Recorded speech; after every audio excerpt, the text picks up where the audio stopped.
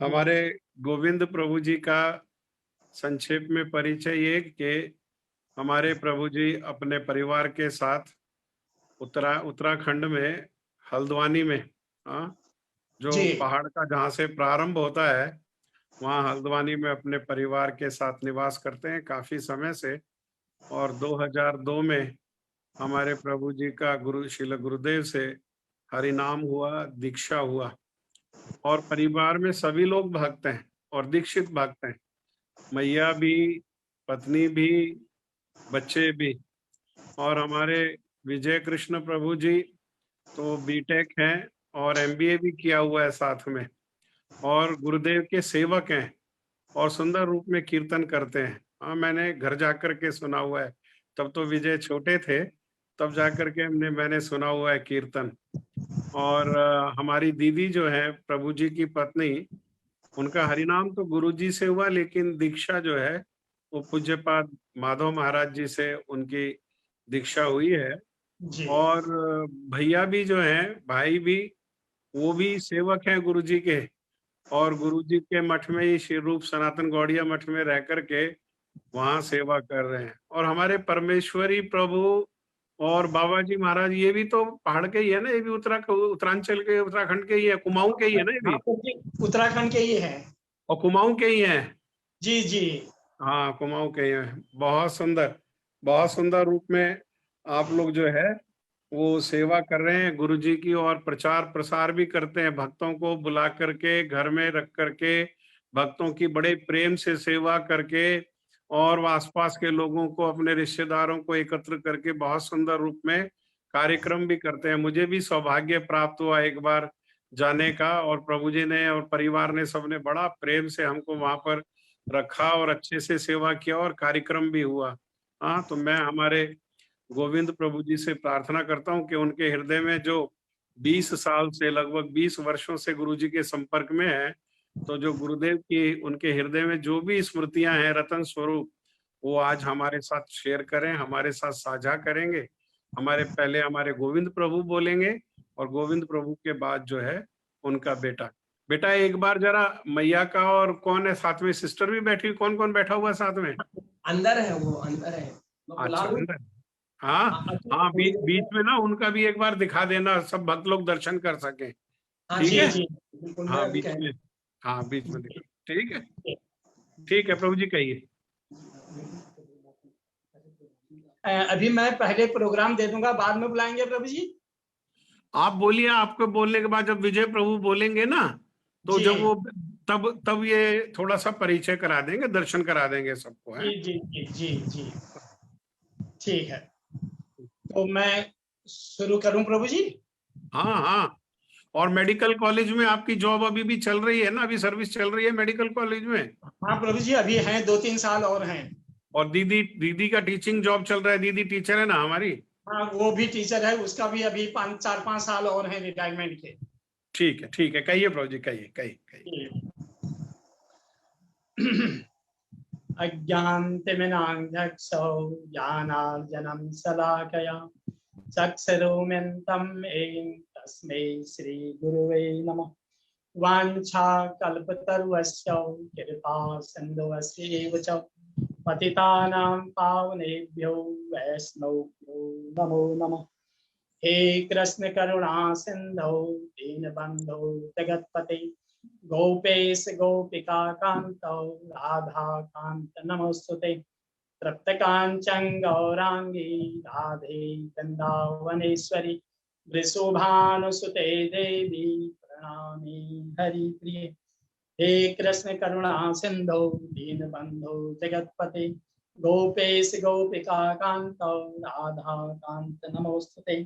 हरे कृष्ण कृष्ण कृष्ण हरे हरे, हरे राम राम राम हरे हरे। गुरुदेव महाराज जी की जय। सर्वप्रथम मैं अपने परम स्मरणीय गुरु पाद्म पद्म युगाचार्य जय नित्यला प्रविष्टे ओम विष्णु पाद अष्टोत्तरश श्री श्रीमद भक्ति वेदांत नारायण गोस्वामी महाराज जी के अभय चरणों में कोटि कोटि दंडवत प्रणाम करता हूँ। तत्पश्चात समस्त गुरु परंपरा, समस्त वैष्णव व समस्त वैष्णवी जी के चरण कमलों में दंडवत प्रणाम करता हूँ। जय प्रभु जी, वैसे तो हम श्री धाम वृंदावन में नवदीप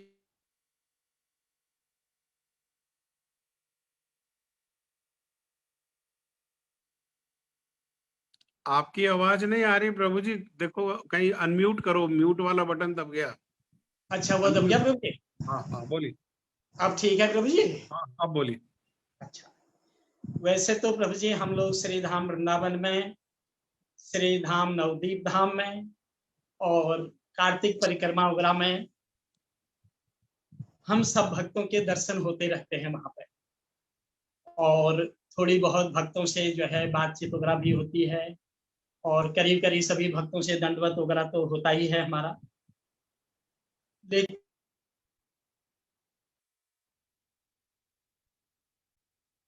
फिर से दब गया प्रभु जी, फिर से म्यूट हो गया। प्रभु जी आवाज नहीं आ रही आपकी। गोविंद प्रभु, हाँ अब ठीक है।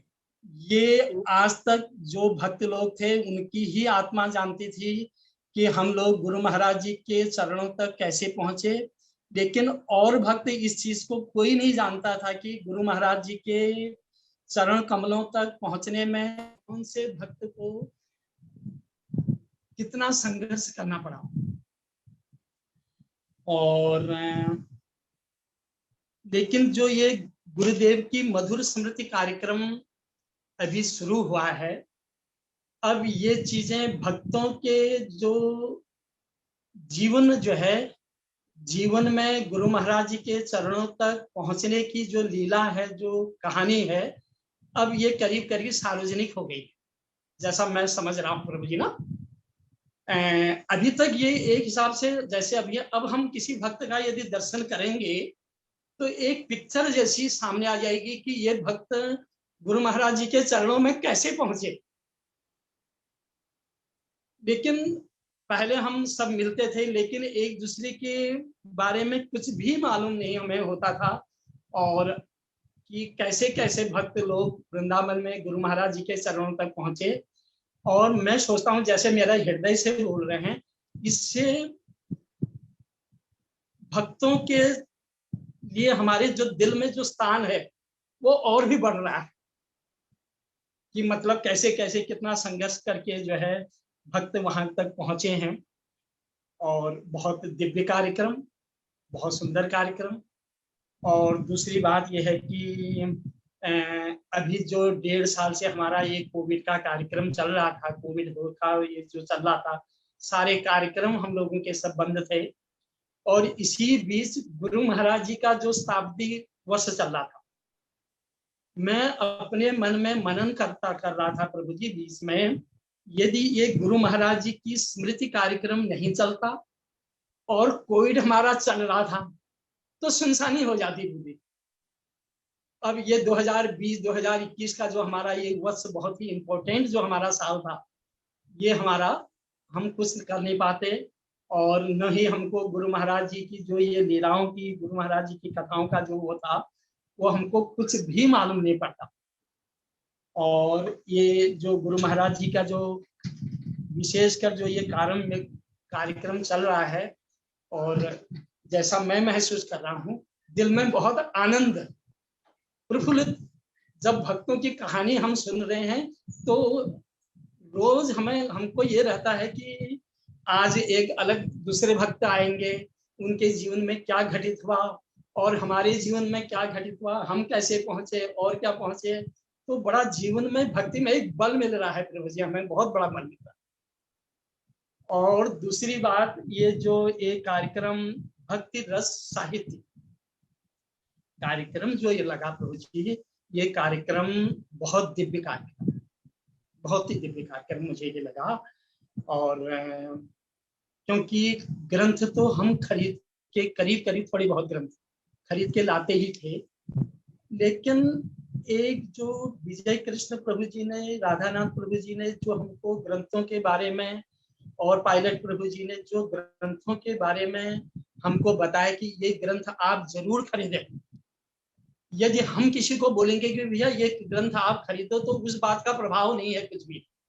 लेकिन एक वैष्णव के मुंह से जब वो बोलते हैं कि ये गुरु महाराज जी ने ये ग्रंथ हमारे लिए लिखे हुए हैं और इन ग्रंथों को आप जरूर पढ़िए, जब उनके मुंह से हम ऐसा बात सुनते हैं तो हमारा मन करता है कि हाँ, अगली बार हम जब जाएंगे या दान वगैरह जैसे भी होगा, हम ये लोग ग्रंथ खरीद के लेके आएंगे। तो ये जो गुरु महाराज जी की स्मृति कार्यक्रम है, इसमें मैं पूज्यपाद विजय कृष्ण प्रभु जी, पूज्यपाद अजय प्रभु जी, पूज्य पायलट प्रभु जी, पूज्यपाद राधा नाथ प्रभु जी, वो समस्त भक्त लोग जो इस कार्य को देख वो सुन रहे हैं और पूरा ऑर्गेनाइज कर रहे हैं, मैं बहुत बहुत दंडवत प्रणाम उनके चरणों में कि उनकी कृपा से हमको घर बैठे बैठे इतना दिव्य कार्यक्रम देखने को मिल रहा है। हम तो कुछ सेवा कर ही नहीं पाते। अब हम ज्यादा पढ़े लिखे भी नहीं है, हम कुछ सेवा करते तो हमको कुछ मालूम, हमको तो लैपटॉप चलाना भी नहीं आता है, ये मैं अपने दिल की बात बता रहा हूँ। लेकिन लैपटॉप चलाना भी हमको नहीं आता है, क्योंकि मोबाइल में भी जो हम सिस्टम है थोड़े बहुत हमने वो सिस्टम, लेकिन मैं बहुत बहुत धन्यवाद हूँ और हम ऋणी हैं कि इतनी सुंदर सुंदर कथाएं और दिन रात जो है इतनी मेहनत करने के बाद हम लोगों को इतने दिव्य कार्यक्रम ये देखने को मिला।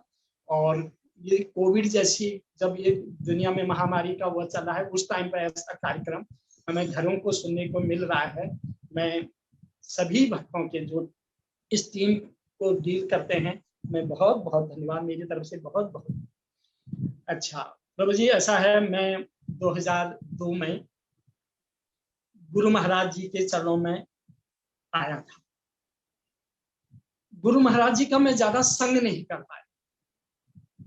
उसका रीजन क्या था, एक तो हम दोनों जने नौकरी वाले, समय मिल नहीं पाता था, और कभी कभी मतलब साल में जब ये त्योहार वगैरह होते थे वृंदावन में, कभी साल भर में 3 या 4 बार हम लोग श्री धाम वृंदावन में, नवदीप धाम में, जिधर उधर भी हम लोग आते थे। लेकिन अब उस टाइम पर हम गुरु महाराज जी के बिल्कुल इतने निकट भी नहीं थे, खाली दंडवत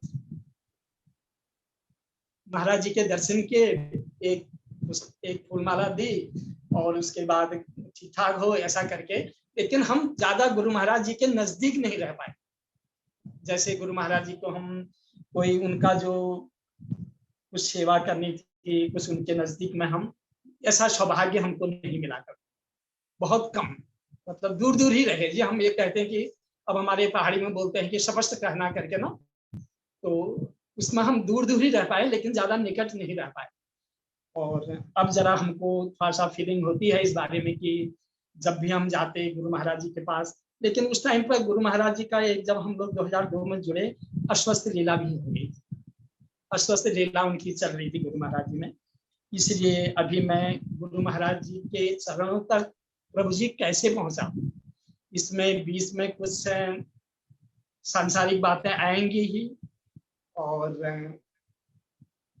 अब थोड़ा सा उसको बोलना तो मुझे अच्छा नहीं लग रहा है, लेकिन अब मैं कैसे पहुंचा, मेरी एक हार्दिक इच्छा है कि मैं स्टेप बाय स्टेप उसको जरूर जरूर जरूर वैसा ही बताइए, जैसा हृदय में इच्छा वैसा ही बताइए। जैसे जैसे मैं गुजरा, हाँ, ये कुछ इसमें आर्टिफिशियल नहीं, जैसे जैसे मैं गुजरा मैं इसको बोलने का प्रयास कर, और इसमें जो भी गलती होंगी आप लोग जरा माफ करिएगा जी।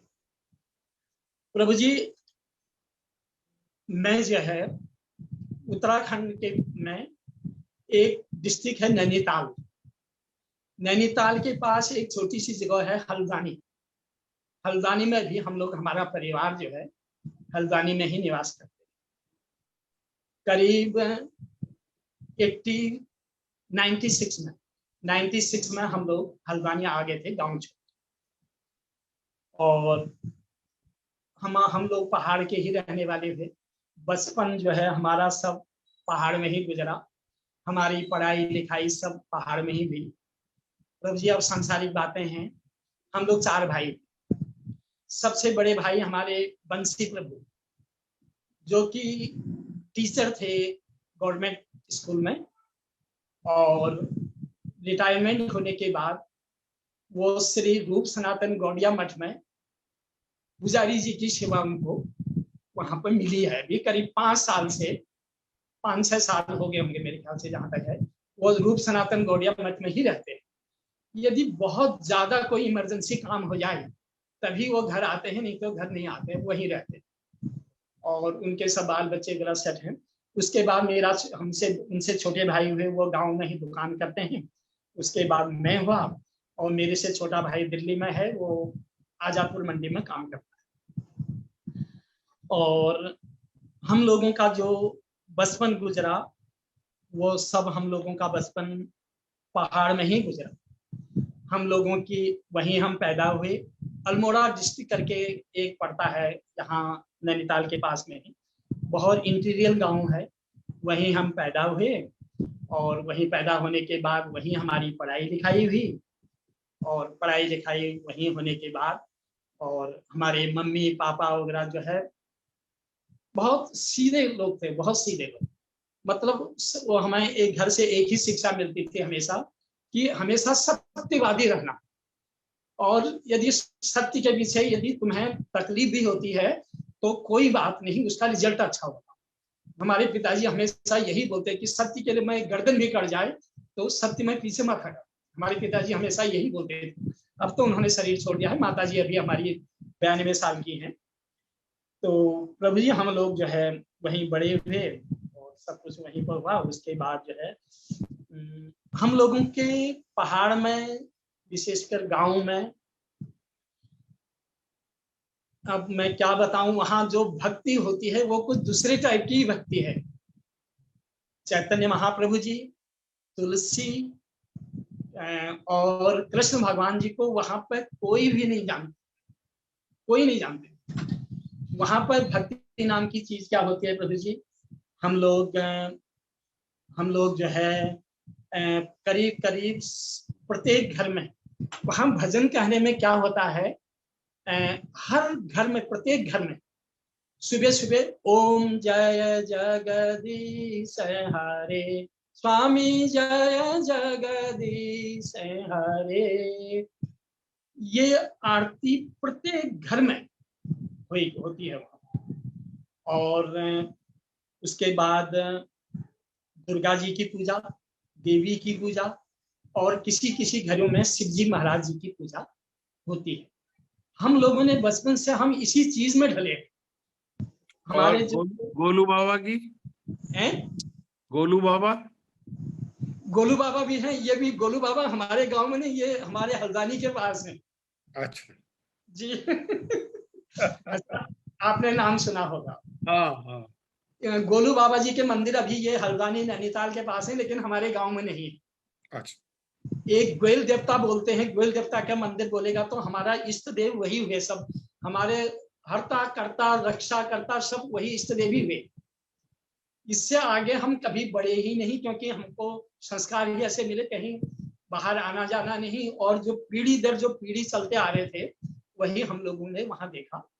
और हमारे माता पिताजी का एक चीज होता था प्रभु जी, कि एक साल में 2 कथाएं हमारे घर में जरूर होती थी। सत्यनारायण जी की कथा, पता नहीं लोग जानते होंगे नहीं जानते होंगे, सत्यनारायण जी की कथा हमारे वहां साल भर में 2 बार अवश्य होनी थी।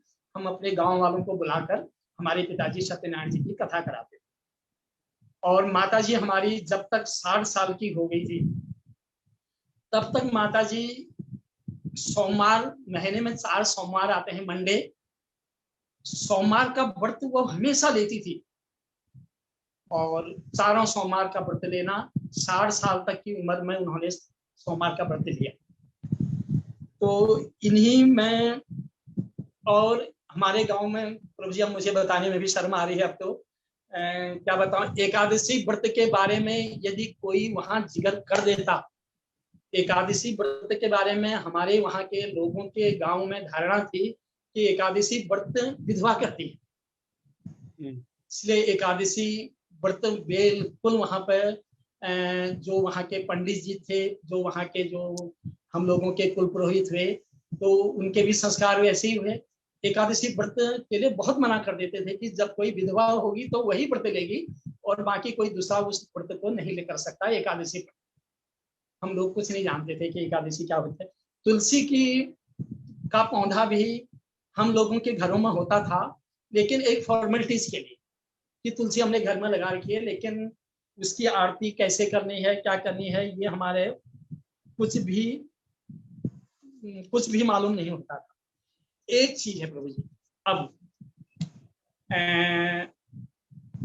जब से हमने गुरु महाराज जी का चरणों का आश्रय लिया है, अब कुछ चीजें थोड़ी बहुत मेरी समझ में आ रही हैं कि हम लोग जो पहाड़ी लोग हैं, वहां का जो कल्चरल है कुछ वैष्णव से मिलता जुलता है। पहले तो वहां पर हमारा वो गांव का सिस्टम हुआ, लेकिन अब मैं जब देख रहा हूँ कि जो हमारे गांव में लोग करते थे, कुछ बातें वैष्णव पद्धति से मिलती जुलती थी।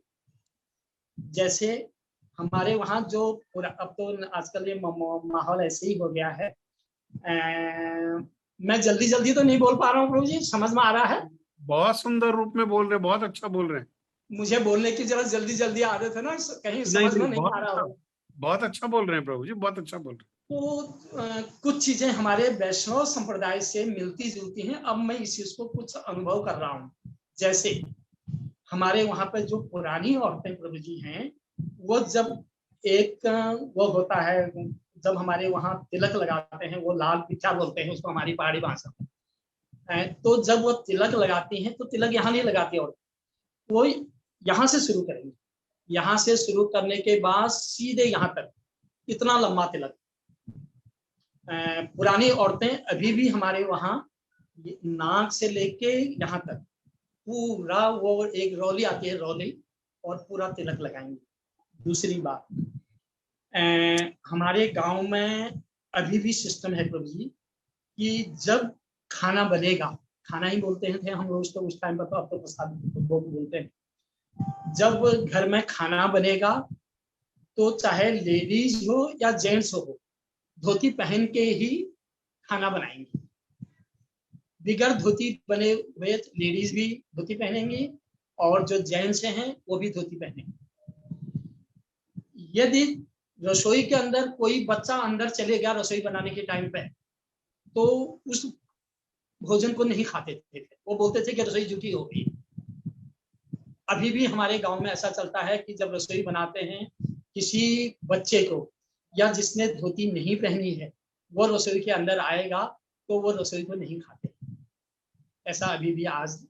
और रसोई बनाने के बाद जैसे हम लोग प्रसाद वगैरह लिया, प्रसाद लेने के बाद पहले तो हमारे गांव में ऐसे कच्चे मकान होते थे, अब तो लेंटर वाले बनने लग गए हैं। हमने दिन का प्रसाद लिया, दिन की रसोई बनी, पूरी रसोई की सफाई गोबर और मिट्टी से लिपाई होगी। जब तक गोबर और मिट्टी से लिपाई नहीं होगी रात का खाना नहीं बन सकता। वो रसोई को हम लोग झूठी मानते हैं जब तक, क्योंकि दिन का वो बन गया और रात की रसोई बननी है तो रसोई को हमने लिपना ही लिपना है। और अभी मुझे अब याद आ रही है, एक बार पूज्यपाद परमेश्वरी प्रभु जी ने एक कहीं कथा में वो बोल रहे थे, हमारे वहां एक प्रभु जी, एक वो होता है जैसे अनार होता है ना, अनार, वैसी एक हमारे वहां फल होता है दाड़िम। परमेश्वरी प्रभु जी बता रहे थे कि ये दाड़िम का जो जिक्र है ये श्रीमद् भागवत में हुआ है। दाड़िम की उपमा, दाड़िम के अंदर जो दाने होते हैं प्रभु जी, वो जैसे हमारे अनार के अंदर दाने होते हैं वैसे ही उसके अंदर भी दाने होते हैं, लेकिन अनार के दाने बिल्कुल लाल होते हैं, लेकिन दाड़िम के दाने ऐसे होते हैं कि सफेद और नीचे से हल्की हल्की लाल लाल लालिमा। तो उस दाड़िम तो हमारे उत्तराखंड में ही होता है, कहीं और होता नहीं है। पता नहीं श्रीमद् भागवत में कहाँ से उसका वर्णन आ गया, मुझे इतना मालूम नहीं है। लेकिन परमेश्वरी प्रभु जी एक बात बता रहे थे कि मुझे उन्होंने पूज्यपाद परमेश्वरी प्रभु जी ने बोला कि जब आप गांव से आओगे तो 2-4 दाढ़ी लेके आना। तो मैंने बोला प्रभु जी दाढ़ी क्या क्यों लाऊंगा, मैं अनार ले आऊंगा। बोला नहीं नहीं, अनार तो यहाँ बहुत मिलते हैं। और दाड़िम के दाने की उपमा दी गई है राधा रानी जी के दांतों से, जैसे हल्के से लाल, थोड़ा सा उसमें व्हाइटनेस। तो पूज्यपाद परमेश्वरी प्रभु जी हमें बता रहे थे कि दाड़िम की उपमा राधा रानी के दांतों से मिलती जुलती है। तो ये हमारे पहाड़ों में ही होता है ये दाड़िम। और एक चीज और हमारे प्रभु जी, हमारे गांव में एक चीज प्रचलित और होती है, जैसे कि मैं अब अनुभव कर रहा हूँ उस चीज को। पहले तो हमारे गांव का जैसा माहौल होता था, वो हमारे घर में खेतों में कोई मक्का होगा, आम होगा, फसल होगी, गेहूं वगैरह की जो भी होगा, सबसे पहले वो लेके मंदिर में पूजा के पहले भगवान जी के लिए रखते हैं। ये प्रत्येक घर का नियम है वहां। लेकिन अब हम उसमें तुलसी पत्ता वगैरह ऐसा तो कोई डालते नहीं थे, ऐसा तो हमको नहीं मालूम। लेकिन जैसे हमारे घर में ककड़ी लगी, आम लगे, जो भी लगे, उसको हम सबसे पहले भगवान जी को वहां मंदिर में रखेंगे। लेकिन भगवान जी तो हमारे हमारे इष्ट देव, हमारे देवी जी और हमारे जो है यही लोग हैं। और बाकी कृष्ण भगवान तो हमने कभी जिंदगी में नाम ही नहीं सुना था, कभी नाम नहीं सुना था। ये तो अब गुरु महाराज जी की कृपा है कि हम लोग यहाँ पे तक पहुंचे। अच्छा, ये तो हो गया प्रभु जी हमारे जो जहाँ पर हम लोग गांव में निवास करते थे वहां की बातें। उसके बाद हम लोगों की पढ़ाई वगैरह गांव में संपन्न हुई। 4 भाई हम लोग थे। बड़े भाई हमारे पढ़ के टीचर बन गए गवर्नमेंट में, और उनसे छोटे भाई वो जो है दुकान करने लग गए। मैंने जो है पहले पढ़ाई करी, उसके बाद मैंने इलेक्ट्रिकल से डिप्लोमा किया यहीं उत्तराखंड से। छोटा भाई एक था, उसने वेल्डर का काम सीखा, वेल्डर से डिप्लोमा पूरा हो गया मेरा 81 में डिप्लोमा मैंने पूरा करा। और अब इलेक्ट्रिकल से डिप्लोमा किया था, तो गांव में कोई रोजगार के साधन तो थे ही नहीं, जाना बाहर ही था। और सब लोग दिल्ली ही जाते थे, हमारे पहाड़ के लोग सब दिल्ली ही जाते थे। लेकिन मैंने कभी दिल्ली देखा नहीं। तो मेरे पिताजी ने मेरा कोई साथ में करा, और सन 81 में मैं डिप्लोमा करने के बाद मैं दिल्ली पहुंचा। दिल्ली देखी तो दिल्ली में मैं तो अब पहले कभी आया नहीं था, दिल्ली देखता ही रहा, क्योंकि हम लोगों के लिए तो ये बड़ा बहुत ही बड़ी सिटी थी वो। करीब 15-20 दिन में दिल्ली में रहा, खाली था, इधर उधर जॉब की कोशिश कर रहा था। उसके बाद क्या हुआ, थोड़े दिन के बाद जो है प्रभु जी मुझे दिल्ली में जॉब मिल गया। दिल्ली के अंदर एक कंपनी है, शायद जो लोग दिल्ली में रहते होंगे इसका तो शायद जानते होंगे। दिल्ली में एक कंपनी है लिफ्ट बनाती हो, OTIS, Otis elevator company India limited. मुझे उसमें जॉब मिली। 6-7 महीने तक मैंने 81 में वहां पे एज ए ट्रेनिंग बेस पे काम किया। लेकिन मैं तो उस टाइम पे भगवान की कृपा बोलेगा तो अपने इष्ट देव की कृपा मानता था। भगवान की कृपा जो है से मैं 8-9 महीने में लिफ्ट का काम सीख गया, और मैं लिफ्ट एरेक्शन करने लगे। सबसे पहले मैंने जो दिल्ली में लिफ्ट लगाई, एक RK पुरम मोड़ पर प्रभु जी एक 5 स्टार होटल उस टाइम पर बन रहा था, होटल हयात रिजेंसी, RK पुरम मोड़ पे ही वो होटल। वहां पर सबसे पहले मैंने वहीं पर लिफ्ट को एरेक्शन किया। मेरे साथ और लोग भी थे, पूरी टीम। जो पुराने भक्त लोग हैं वो जानते होंगे प्रभु जी कि दिल्ली में 82 में एशियाड गेम्स हुए। एशियाड 82 बोलते थे। पूरे एशिया के वहाँ गेम होने थे और पूरे बाहर से लोग आने थे। तो उस टाइम पे दिल्ली में जितने भी 5 स्टार होटल करीब करीब हैं, उस टाइम पे 82 में ही बने। जितने भी स्टेडियम बने ये 82 में ही बने। और हमारी कंपनी का लिफ्ट का काम था। हमको इतना काम कंपनी को मिला प्रभु जी, उस टाइम पे हम एशियाड होने वाले थे और हमारा दिन और रात हम लिफ्ट का ही काम करते रहते थे। खाना पीना कंपनी देती थी। 2-3 घंटे हम लोग जो है साइट पर विश्राम कर लेते थे, फिर रात को काम पर लग जाते थे। जितनी मेरी सैलरी नहीं होती थी उससे ज्यादा मेरा ओवर टाइम बनता था उस टाइम पर। सन 81-82 की बात है, 81-82। उसके बाद प्रभु जी हयात एजेंसी में मैंने लिफ्टें लगाई, साइट को हैंड ओवर किया। साइट हैंड ओवर के करने के बाद कंपनी ने मुझे भेज दिया, उसके बगल में ही एक बिल्डिंग है, इंजीनियर्स इंडिया लिमिटेड, EIL। वहां पर 7 लिफ्टें लगनी थी, मेरे को वहां पर भेज दिया। और उसके बाद तो सिलसिला ऐसा लगा, EIL में मैंने लिफ्टें लगाई। वहां से लिफ्टों का काम खत्म हुआ तो फिर दिल्ली के अंदर hotel Kanishka, Centaur hotel, Maurya hotel, Taj hotel, Surya hotel और बहुत सारे होटलों में 5 स्टार होटल जो बने थे ये, और एक इंद्रप्रस्थ स्टेडियम जो है उसमें मैंने लिफ्टें लगाई। दिल्ली में एशियाड 82 हुआ, हमको उस टाइम पर काफी अच्छा इनाम भी दिया गया कि आपने ये एक अच्छा काम किया है करके इनाम भी दिया गया। एशियाड दिल्ली में हुए। उसके बाद कंपनी ने मुझे भेज दिया मेंटेनेंस सेक्शन के अंदर। अभी तक मैं इरेक्शन में था, मैं लिफ्ट फिट करता था। कंपनी ने बोला कि अब काम कुछ कम हो गया है और आप मेंटेनेंस में जाइए। मैं ITO में एक बिल्डिंग है प्रभु जी, विकास मीनार, DDA की बिल्डिंग है वो, विकास मीनार करके, मैं वहां पे मेंटेनेंस में चले गया। वहां पे मैं लिफ्ट ठीक कर रहा था। एक दिन अचानक क्या हुआ कि मेरी बाएं हाथ की 3 उंगलियां लिफ्ट में आ गई, और वो इतना दर्दनाक एक्सीडेंट था कि यदि थोड़ा सा भी और उसमें मेरी उंगली कुछ और रहती तो मेरी तीनों की तीनों उंगलियां अलग हो जाती। कंपनी ने मेरे को सपोर्ट तो किया और मैं 3-4 महीने के अंदर मेरी ये उंगलियां जो है ठीक हो गई। लेकिन जितना सपोर्ट कंपनी ने मुझे करना चाहिए था उतना सपोर्ट मुझे नहीं किया, तो मेरा जरा मूड जैसा कंपनी से हट गया और मैंने कंपनी में रिजाइन कर दिया। कंपनी का रिजाइन करके मैं घर पर बैठा रहा। इतने में घर पर बैठा ही था कि एक दिन दिल्ली में किराए के मकान में हम लोग रहते थे, एक नवभारत टाइम्स में वैकेंसी निकली थी कुवैत के लिए।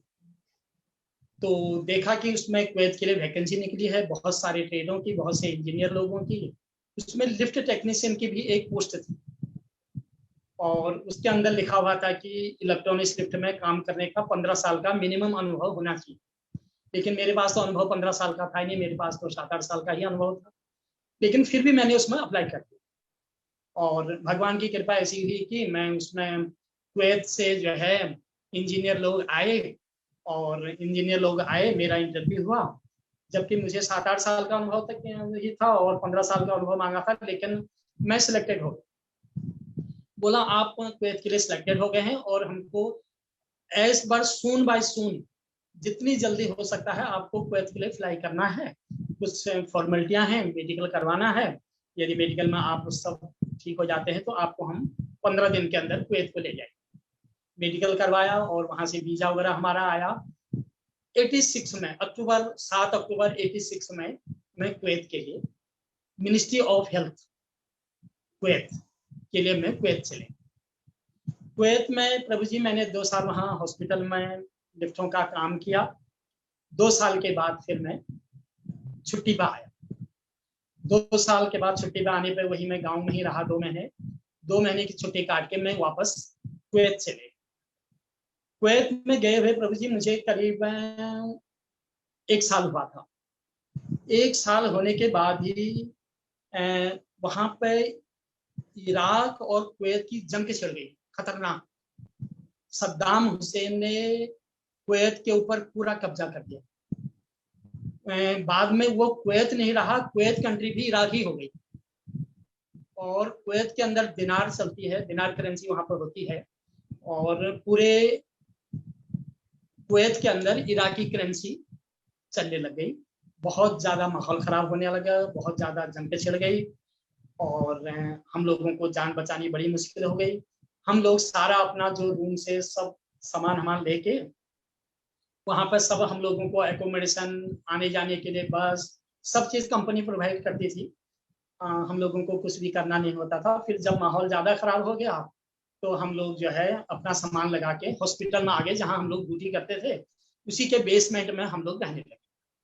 माहौल बहुत ज्यादा खराब, पूरा जहां भी देखें बहुत तहस नहस।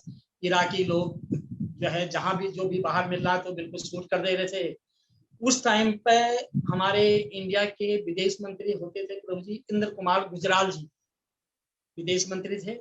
जब वहाँ का माहौल, कुवैत का माहौल बहुत ज्यादा खराब हो गया तो इंद्र कुमार गुजराल जी ने बोला कि जो भी लोग इंडिया आना चाहते हैं हम जॉर्डन तक फ्लाइट भेजेंगे और जॉर्डन तक आप बस में आए। हम लोग वहां से एम्बेसी के द्वारा हमारी बसें हुई और हम जॉर्डन आ गए। जॉर्डन से हमारा 3-4 दिन में एयर इंडिया की फ्लाइट में नंबर आया और हम लोग बॉम्बे आ गए। सब अपना सब सामान हम सब वहीं कुवैत में ही छोड़ाए। जो भी जरूरी सामान था वो हम लोग इंडिया में आने के बाद इंडिया गवर्नमेंट ने हमको जहां तक ट्रेन जाती थी वहां तक का किराया फ्री में दिया और हमको हजार रुपए घर तक पहुंचने के लिए वो इंडिया गवर्नमेंट ने दिया और मैं सीधे अपने गांव आ गया। गांव में 90 करीब लास्ट में पहुंचा। 91 में फिर क्या करते, 91 में मैंने मैरिज करी। मिसेज मेरी गवर्नमेंट में टीचर थी और अब सोचा कि चलो ये तो जंग हो रहा है, अभी ड्यूटी बराबर तो जाना नहीं है। फिर हमने वहीं पर उस टाइम पे मैरिज करी। 91 में हमारी मैरिज हुई। मैरिज करे हुए करीब 6-7 ही महीने हुए थे तो कुवैत में जो माहौल था थोड़ा शांत हो गया और कुवैत से हमारे पास टेलीग्राम आए, क्योंकि उस टाइम पर टेलीफोन वगैरह हम लोगों के वहाँ होते नहीं थे। टेलीग्राम आया कि अब कुवैत में माहौल ठीक हो गया है और हम आपको लिए टूरिस्ट वीजा भेज रहे हैं।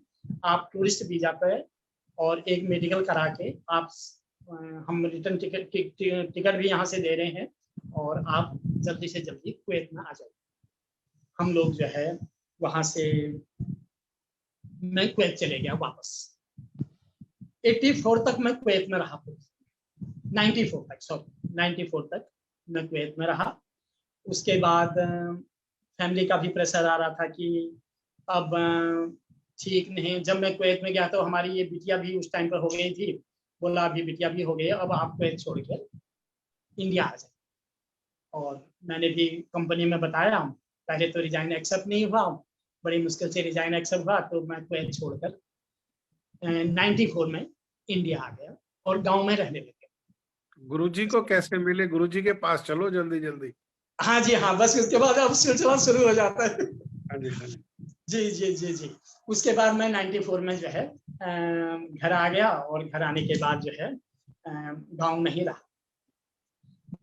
उसके बाद फिर ये डिसाइड हुआ कि चलो अब बच्ची बड़ी हो रही है तो गांव में बच्चों की पढ़ाई कैसे होगी। हम लोगों ने हल्द्वानी में जमीन ली और हम हल्द्वानी जमीन लेके हम लोग हल्द्वानी में शिफ्ट हो। हम हल्द्वानी में शिफ्ट हुए थे प्रभु जी।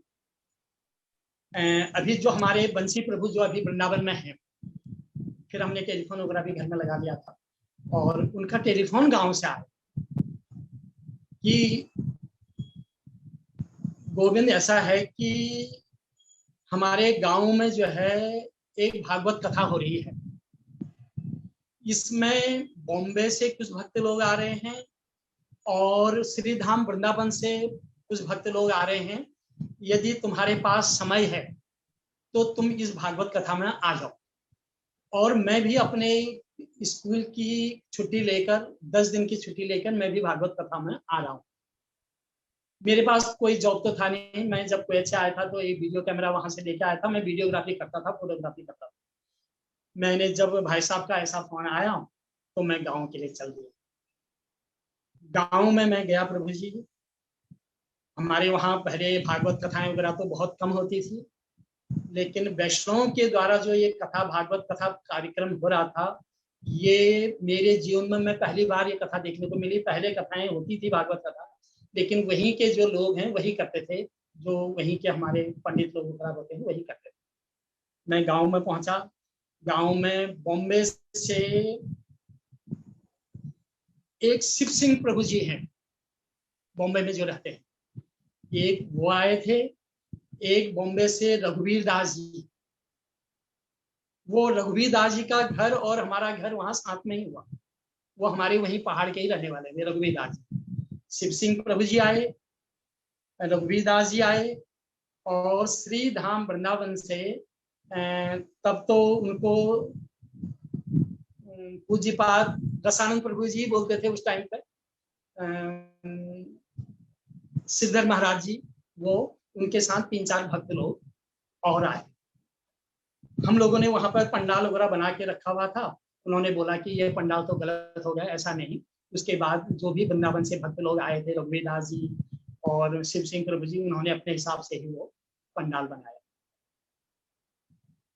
7 दिन प्रभु जी कथा वहां हुई, बहुत आनंद आया हमारे जीवन में। तो हम लोगों ने क्या सोचा प्रभु जी, जब मैंने कभी वैष्णव लोगों का दर्शन नहीं किया, ये मैं बहुत खुदकिस्मत हूँ। मैंने दिल्ली में भी नौकरी करी, लेकिन दिल्ली में भी मैंने कभी वैष्णव के दर्शन मुझे नहीं हुए, जबकि दिल्ली में एस्कॉन के भक्त लोग थे, वो थे। लेकिन दिल्ली में भी मैंने कभी वैष्णव लोग और ये तिलक लगे हुए भक्त लोग और कंठी माला और इस टाइप के भक्त लोग मैंने कभी कोई नहीं देखा दिल्ली में। जब गांव में भक्त लोग, महाराज जी लोग, श्रीधर महाराज जी और अजय प्रभु जी, अजीत वो प्रभु जी लोग जब वहां पर आए, तो हम लोग सब, पूरा हमारा इलाका उनको देखते ही रह गया। गले में सबने एक थैली लटका रखी थी। हम लोग क्या सोचते थे प्रभु जी कि ये जो गले में थैली लटका रखी है ना, इसमें शायद कोई चीज, खाने की चीज रखी, क्योंकि क्योंकि प्रभु जी लोग 20-20 हाथ भी डाल रहे थे उसमें। हम सोचते थे कि उतनी बार जेब में हाथ डालने के बजाय शायद इसके अंदर कोई चीज, खाने की चीज रखी है। हम आपस में ऐसा करने थे कि इसमें खाने की कोई, क्योंकि बार बार भक्त लोग उसमें हाथ डाल रहे। तो भागवत कथा हुई प्रभु जी वहां पर। हमारे बंसी प्रभु 8-9 दिन तक वहीं रहे, मैं भी वहीं पर रहा। भागवत कथा का समापन 8वें दिन हुआ। कथा का समापन हुआ और खूब नाचे वहां पर। लेकिन जो हमारे सिद्धर महाराज जी, उन्होंने एक जो जनरल चीजें हैं वही कथा में बताई, जो कि हम लोगों को थोड़ी बहुत समझ में आ जाए। जैसे लहसुन प्याज नहीं खाना चाहिए, एकादशी का व्रत करना चाहिए, तुलसी में जल देना चाहिए, छोटी छोटी जो बातें होती हैं, यही बात महाराज जी ने वहां पर हमको बताई। कथा का समापन होने के बाद प्रभु जी, उसके बाद भक्त लोग श्री धाम वृंदावन को आने लगे। हमारे जो बंसी प्रभु जी ये टीचर थे, इन्होंने बोला हम लोगों को, परिवार में बोला कि थोड़े दिन के लिए मैं भी वृंदावन जाता हूँ। और उन्होंने 1 हफ्ते की छुट्टी ली और भक्तों के साथ साथ में वो भी एक पिट्ठू बैग लटकाया और वो भी चल दिए। बोला मैं 1 हफ्ते में 10 दिन में आ जाऊं। लेकिन जैसे ही प्रभु जी, हमारे बंसी प्रभु जी घर से भक्त लोगों के साथ निकले, तो गांव में तहलका मच गया कि वृंदावन में जो जाते हैं वो तो बाबा बन जाते हैं। हमारे मम्मी पापा वगैरह को सब लोग कहने लगे कि तुमने अपने बेटे को वृंदावन क्यों जाने दिया, वहां तो जो जाता है वो वापस नहीं आता, वो तो वहीं के होके रह जाते हैं, और तुमने क्यों जाने दिया। अब देख लेना तुम्हारा बेटा तुम्हारे हाथ से चले गया है, तुमने उनको जाने ही नहीं देना था अपने बेटे को। हमारे पिताजी तो बहुत मोटे दिल के आदमी थे। पिताजी ने हमारी माताजी को समझाया, कोई बात नहीं है, आ जाएंगे, उनकी नौकरी है, हमारे लिए नहीं भी आएंगे तो अपनी नौकरी के लिए तो आएंगे ही आएंगे वो। और बहुत समझाया तब जाके। लेकिन हमारी गांव की जो औरतें थी वो हमारी माताजी का कान फूस दें, और माताजी बिल्कुल रोने लग गई कि हमारा बेटा तो जो है अब वृंदावन चले गया, बाबा बन गया, और अब तो वो आएंगे। 1 हफ्ते के बाद प्रभु जी, वो हमारे बंसी प्रभु आए। पहले हल्द्वानी में हमने मकान बनाया था, वहां आए, और तो उनका बिल्कुल हुलिया ही चेंज। वहां से आने के बाद कंठी माला डाल रखी है, गले में माला है, और बाल बहुत छोटे छोटे कर दिए हैं, तिलक लगा रखा है बहुत गहरा। हमारे घर में आए, 1 रात रुके, और मेरे लिए वहां से, अब उस टाइम पर तो हमको इतनी नॉलेज नहीं, प्रसाद भी नहीं बोलते थे, हम तो पेड़ा ही बोलते थे।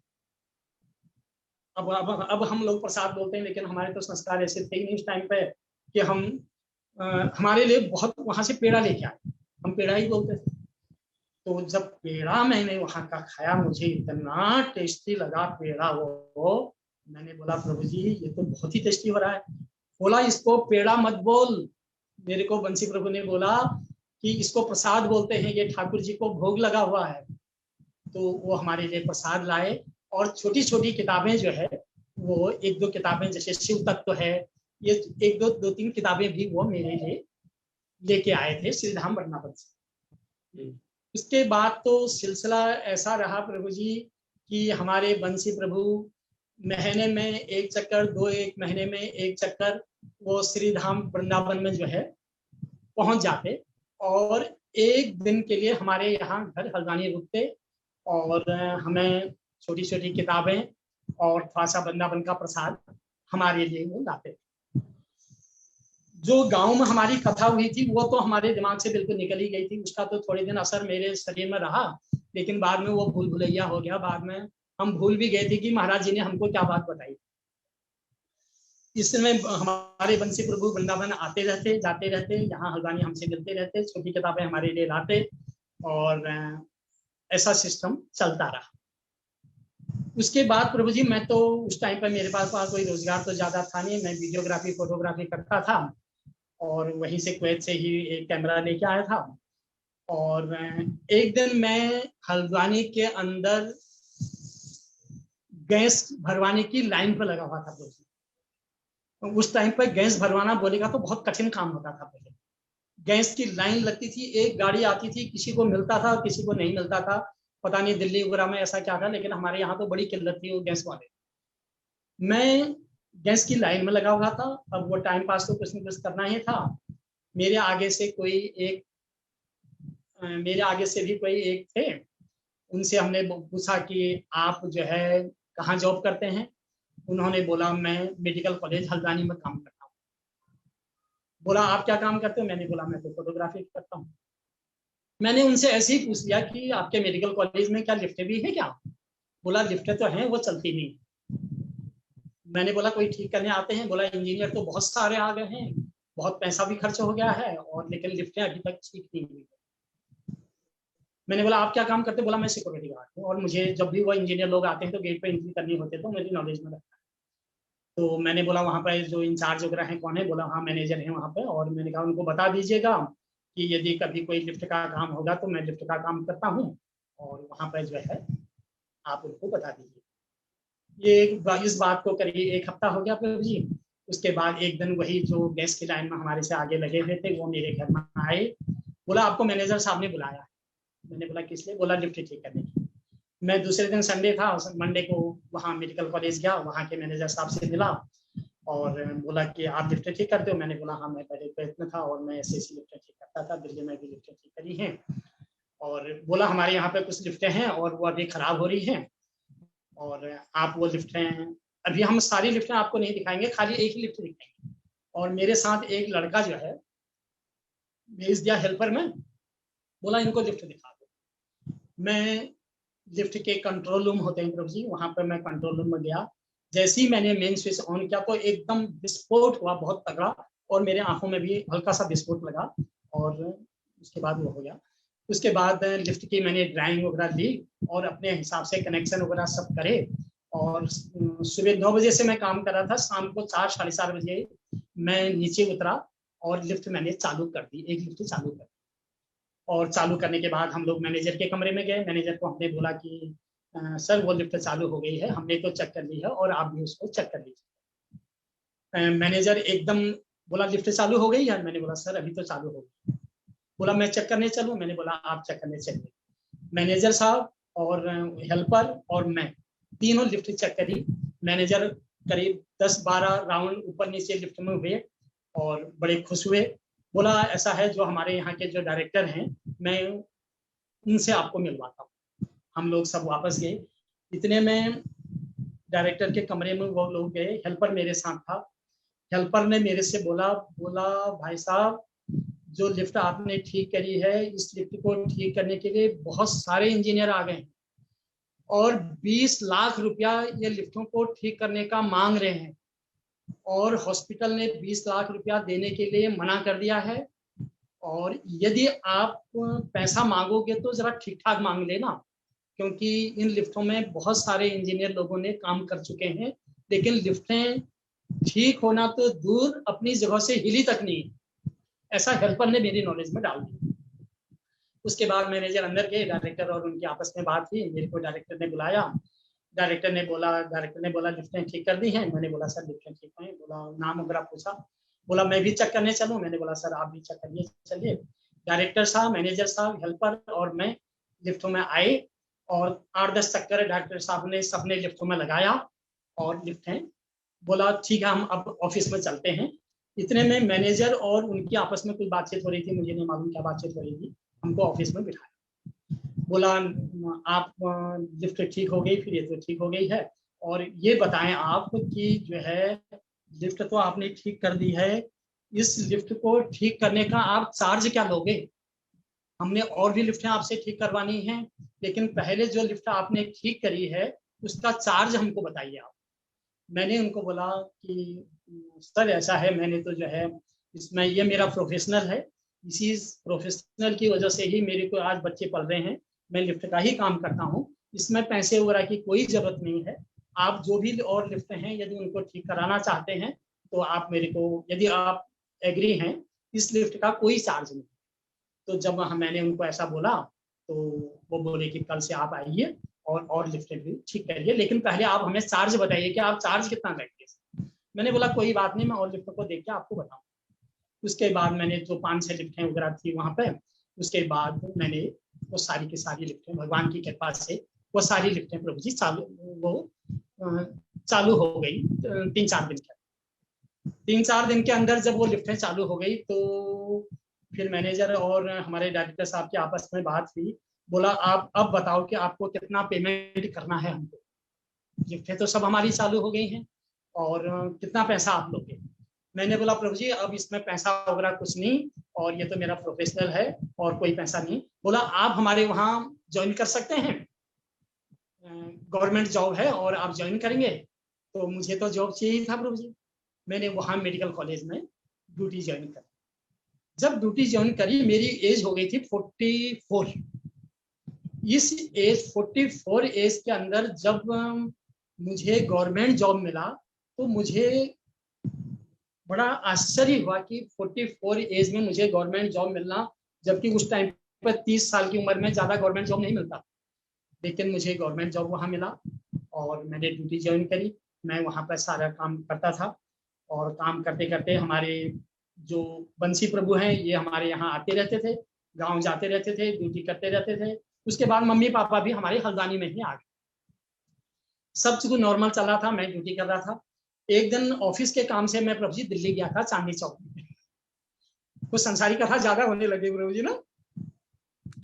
मैं तो ये कह रहा हूँ कि गुरु जी के पास चलो, समय धीरे धीरे खत्म हो रहा है। बस अब यहाँ से बस वही सिलसिला चल रहा है प्रभु जी। अब हाँ जी, हाँ जी, हाँ जी जी, अब ये बस संसारी बातें अब खत्म हो गई हैं। उसके बाद अब ये गुरु महाराज जी के हम बिल्कुल नजदीक पहुंचने वाले हैं। एक दिन मैं जब ड्यूटी कर रहा था प्रभु जी तो मैं किसी काम से दिल्ली गया हुआ था। चांदनी चौक के अंदर एक मंदिर था। मंदिर में लिखा था कि मीट मछली खाने वाले व्यक्ति मंदिर में प्रवेश वर्जित है, और मीट मछली खाकर अपने पेट को कब्रिस्तान ना बनाएं।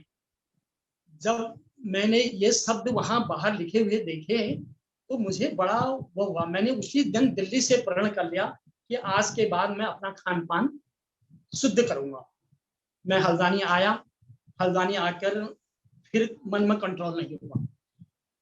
मार्केट दिल्ली हल्द्वानी आया, बोला यार सोचा एक बार तो खा लेते हैं उसके बाद छोड़ देंगे। फिर मन में जरा वो आ गई। साइकिल लेके मार्केट गया, वहां से लेके आया। पता नहीं प्रभु जी क्या लीला है, साइकिल के पीछे मैंने सामान रखा था वो गिर गया कहीं। घर आके देखा तो उसमें कुछ भी सामान नहीं था। दूसरे दिन ट्यूसडे था, हमारे पहाड़ में ट्यूसडे को ऐसा लोग खाते नहीं। फिर बुधवार का दिन आया, मैं वापस मार्केट गया, बोला एक बार तो अभी खाना ही खाना है, उसके बाद हम छोड़ देंगे। वहाँ मार्केट में गए, मार्केट में जाने के बाद फिर लेके आया। उस दिन आगे टाँका, उस दिन भी वो गिर गया। घर आया तो घर में कुछ सामान मिला ही नहीं। वापस गया तो जो सामान मैं लेके आ रहा था उसको एक कुत्ता खा रहा था। उसी दिन से मैंने प्रभु जी प्रण कर लिया ये भगवान की कुछ लीला हो रही है। मैंने मैं चाय पीता था, मैंने चाय छोड़ दी। जो भी खान पान था मैंने सब कुछ छोड़ दिया, लहसुन प्याज मैंने सब कुछ छोड़ दिया।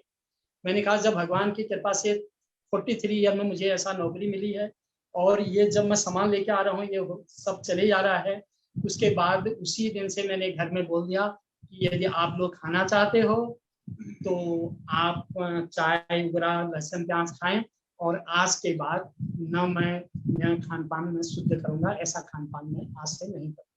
घर वालों ने बोला भैया ऐसा है, यदि आप नहीं खाते हो तो हम क्यों खाएंगे। उस दिन से हमारा लहसुन प्याज सब खाना शुद्ध हो गया। उसके बाद बंसी प्रभु जी हमारे यहाँ आए। मुझे और तो वृंदावन में कुछ लेना देना नहीं, कुछ मुझे नॉलेज नहीं।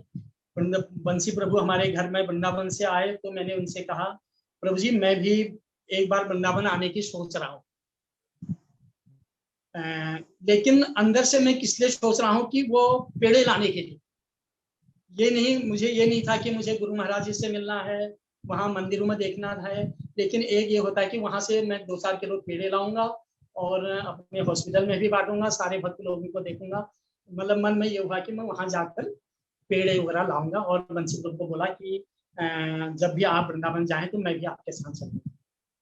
बंसी प्रभु जी ने बोला कि ऐसा है, अभी तो मैं ड्यूटी पे जा रहा हूँ, अभी राधाष्टमी का त्योहार आ रहा है, राधाष्टमी पे मैं जाऊंगा। यदि तुम्हारा जाने का प्रोग्राम होगा तो अपना भी रिजर्वेशन कराना और मेरा भी रिजर्वेशन कराना। मैंने कहा ठीक है। उन्होंने मुझे डेट बता दी कि राधाष्टमी 2002 में इस डेट पर है और इस डेट को हम वहां जाएंगे, अपना भी कराना। लेकिन बंसी प्रभु ने मुझे एक बात कही, प्रभु बोला ठीक है कि आप श्रीधाम वृंदावन तो चलोगे मेरे साथ, लेकिन आपकी ये जो बड़ी बड़ी मूछें हैं ये कटवानी पड़ेंगी। मैंने जब से मेरी दाढ़ी वगैरह निकली थी मैंने मूछें रखी थी और मेरी बड़ी बड़ी मूछें थी यहाँ पर, मतलब थी। बोला जब तू मेरे साथ तब चलेगा जब ये मूछें कटवाएगा। तो मैंने बोला प्रभु जी मुझे लोग क्या कहेंगे। बोला ये तू सोच ले, फिर यदि वृंदावन चलना है तो मूछें कटवानी पड़ेंगी। मैंने कहा मैं अभी तो टाइम है, मैं सोचूंगा। उसके बाद मैंने रिजर्वेशन करा लिया और जो है बंसी प्रभु को मैंने बोल दिया कि ठीक है, मैं जिस दिन वृंदावन जाऊंगा उस दिन ड्यूटी करने के बाद ही मैं मूछ कटाऊंगा, और मैं मूछें कटाने के लिए एग्री हो गया। बंसी प्रभु हमारे यहाँ हल्द्वानी में आए, हमने रिजर्वेशन कराया।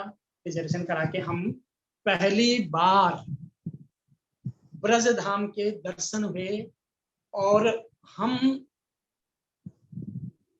वृंदावन के अंदर श्री रूप सनातन गौड़िया मठ में बंसी प्रभु और मैं वहां गए कभी पहली बार। सुबह 4 बजे से पहले ही हम लोग वहां पहुंच गए थे। जब काफी भीड़ थी मंदिर में, बहुत भीड़ थी, क्योंकि उस टाइम पर राधाष्टमी का पर्व था, बहुत भीड़ मंदिर में थी। मैं वहां गया और जब वहां का मैंने मंदिर के दर्शन किए प्रभु जी, मुझे जीवन में पहली बार मालूम है कि भगवान भी कपड़े पहनते हैं। वहां का जब ठाकुर जी ने इतना अच्छा श्रृंगार, इतना अच्छा वो किया, मुझे नहीं मालूम था कि भगवान भी कपड़े पहनते हैं। अब हम लोगों के वहां तो चित्रपट ऐसे ही होते थे, कभी देखा ही नहीं था। और जब वहां के वृंदावन में मंदिर में देखा, ठाकुर जी का श्रृंगार देखा, बाहर की लीलाएं देखी, तो देखता ही रह गया, बड़ा आनंद आया। और उसके बाद फिर मंगल आरती हुई। मंगल आरती में तो मैं वैसे ही, बंसी प्रभु ने तो धोती वगैरह पहने थे, हम लोग ऐसे ही हो गए। उसके बाद पूज्य पाठ परमेश्वरी प्रभु जी से हमारा परिचय हुआ। बंसी प्रभु तो जानते थे, मेरा परिचय हुआ। परमेश्वरी प्रभु जी ने बहुत परमेश्वरी प्रभु जी की कृपा से ही उन्होंने फिर उस दिन हम वहां रहे और बोला कि एक कमरा हमको दिया और प्रसाद भी हमारा जो है वहीं भेज देते थे कमरे में ही। एक और प्रभु जी होते थे वहां पर, कोई उस टाइम पर कोई और प्रभु होते थे, वो प्रसाद भी हमारे कमरे में ही ले आए। मैं और बंसी प्रभु का प्रसाद जो है कमरे में ही आ जाता था। शाम के टाइम पे फिर पूज्य पाठ परमेश्वरी प्रभु जी हमें श्रीधाम वृंदावन के दर्शन करने के लिए ले गए, लेकिन मेरी समझ में तो कुछ नहीं आया। दर्शन हमने किए और पूज्य पाठ परमेश्वरी प्रभु जी और बंसी प्रभु जी ने बोला कि परसों को राधाष्टमी है और कल हम लोग जो है राधाष्टमी से एक दिन पहले हम लोग कल सुबह ही 7 बजे मंगल आरती के बाद हम लोग मथुरा को जाएंगे, इसलिए तुम सुबह जल्दी तैयार हो जाओ। हम लोग तीनों लोग मंगल आरती के बाद सुबह सुबह हम लोग मथुरा के लिए चले गए। जब मथुरा में देखा प्रभु जी वहां का, तो मुझे तो देखकर बिल्कुल कुछ विश्वास ही नहीं आया। अंग्रेज लोग धोती पहन के कर रहे हैं, कंठी माला है और सब दंडवत प्रणाम कर रहे हैं। तो जब वहां का सीन देखा तो मैं देखता ही रह गया प्रभु जी, मतलब एक अलग ही दुनिया मुझे देखने को वहां पर मिली। केशव जी गौड़िया मथुरा में नीचे कीर्तन हो रहा था, और अब हम लोग तो मैं तो किसी को जानता नहीं था, बंसी प्रभु वगैरह हमारे जानते ही थे। उसके बाद कीर्तन वगैरह हुआ और पूज्यपाद माधव महाराज जी, मुझे तो हमारे प्रभु जी ने बताया कि आप पूज्यपाद माधव महाराज जी हैं। उनको मैंने दंडवत करना थोड़ा बहुत सीख लिया था, उसी टाइम पे दंडवत करा और बोला, ये मेरे बारे में पूछा बंसी प्रभु से, ये कौन है? बोला ये मेरा छोटा भाई गोविंद है। तो बोला पूज्यपाद माधव महाराज जी बोले, तुम बंसी ये गोविंद? और कुछ एक श्लोक बोले प्रभु जी, वो पता नहीं क्या श्लोक बोले, और पता नहीं कुछ श्लोक बोले। इतने में फिर नीचे कीर्तन वगैरह चला। उसके बाद थोड़ी देर में पूज्यपाद गुरु महाराज जी और पूज्यपाद माधव महाराज जी और उनके साथ और लोग भी नीचे मंदिर वाले कमरे में आए। पूरा इतनी भीड़, इतने अंग्रेज लोग, सब लोग वहां पर थे। मैं तो बंसी प्रभु ने हमें बताया कि ये अरण्य महाराज हैं, ये दामोदर महाराज हैं। मैंने बोला ये हिंदी कैसे बोल दे रहे हैं इतनी? बोला ये भजन करते हैं, भजन करने से सब। मैंने ये तो अरण्य महाराज जी, पूज्यपाद अरण्य महाराज जी इतनी अच्छी हिंदी बोल रहे हैं, पूज्यपाद दामोदर महाराज जी इतनी वो बोल रहे हैं। मैं सब देखता रह गया। उसके बाद नीचे कीर्तन वगैरह हुआ, और कीर्तन वगैरह होने के बाद महाराज जी ने कथाएं करी। मेरी समझ में तो कुछ नहीं आया। मैं तो जो वहाँ के अंग्रेज लोग थे जो थे उनका ही चेहरा देखने में हुआ था। कथा तो मेरे समझ में कुछ नहीं आई उस दिन। और उसके बाद जब गुरु महाराज जी फिर अपने कमरे में गए, तो गुरु महाराज जी से मिलने के लिए बहुत सारे लोगों की वहां पर लाइन लगी हुई थी। और पूज्यपाद परमेश्वरी प्रभु जी और पूज्यपाद बंसी प्रभु ने बोला कि तू भी लाइन में लग जाओ। मैं भी लाइन में लग गया। और उसके बाद महाराज जी के कमरे में मैं गया, और अब हम तो नमस्कार ही बोलते थे, लेकिन दंडवत करना मैंने थोड़ा बहुत, जैसे वहां भक्तों को देखा तो दंडवत करना सीख लिया। तो महाराज जी को मैंने दंडवत करा। पूरा कमरा महाराज जी का फुल था, उसमें जगह नहीं थी। थोड़ी सी गुरु महाराज जी के बगल में थोड़ी सी जगह थी, मैं वहीं पर बैठ गया। मैंने महाराज जी को हल्का सा ऐसे ही दंडवत किया। महाराज जी ने ऐसे हाथ करा और हल्के से मुस्कुराए। मैं तो उनका चेहरा ही देख रहा था महाराज जी का, और ऐसे बोले।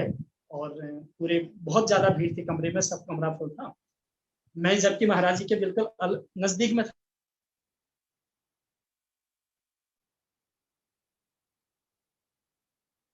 महाराज जी ने और से कोई बात ये नाम और कंठी माला महाराज जी देते जा रहे। बाकी फिर थोड़ी देर में जो है प्रभु जी, उसके बाद सारे लोग बाहर चले गए। फिर हम कमरे में सिर्फ 2 ही लोग रह गए गुरु महाराज जी के पास में। और गुरु महाराज जी के पास में हम सब 2 ही लोग रह गए। उसके बाद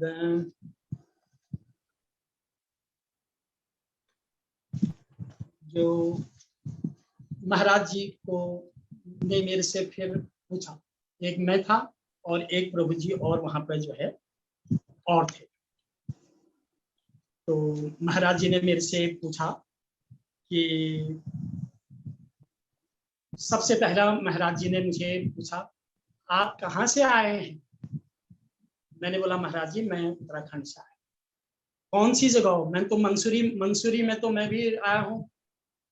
तो मैंने बोला महाराज जी मैं नैनीताल डिस्ट्रिक्ट के पास एक जगह है हल्द्वानी से आया। बोला किसके साथ आए हुए? तो मैंने बोला अब मैं उस टाइम पर तो मुझे कहना ही नहीं आता था। मैंने बोला हमारे भाई साहब आए। ये नहीं बोला कि बंसी प्रभु आए हैं, मैंने बोला हमारे भाई साहब आए। बोला आपके भाई साहब भी आए हैं? मैंने बोला हाँ हमारे भाई साहब भी आए हैं। और बोला कहाँ हैं? मैंने बोला बाहर बैठे। और इतना मैंने बोल दिया, पता नहीं मेरे मुंह से कैसे निकला। मैंने बोला मैंने बोला हमारे भाई साहब जो है आपसे ही आश्रित है। इतना मेरे मुंह से निकल गया, लेकिन मुझे नॉलेज तो थी नहीं। अच्छा, फिर पूछे महाराज जी क्या करते हो आप? मैंने बोला महाराज जी मैं एक वहाँ पर हल्द्वानी में मेडिकल कॉलेज है, उसमें मैं टेक्निकल काम करता हूँ। अच्छा, तो आप नैनीताल से आए हो?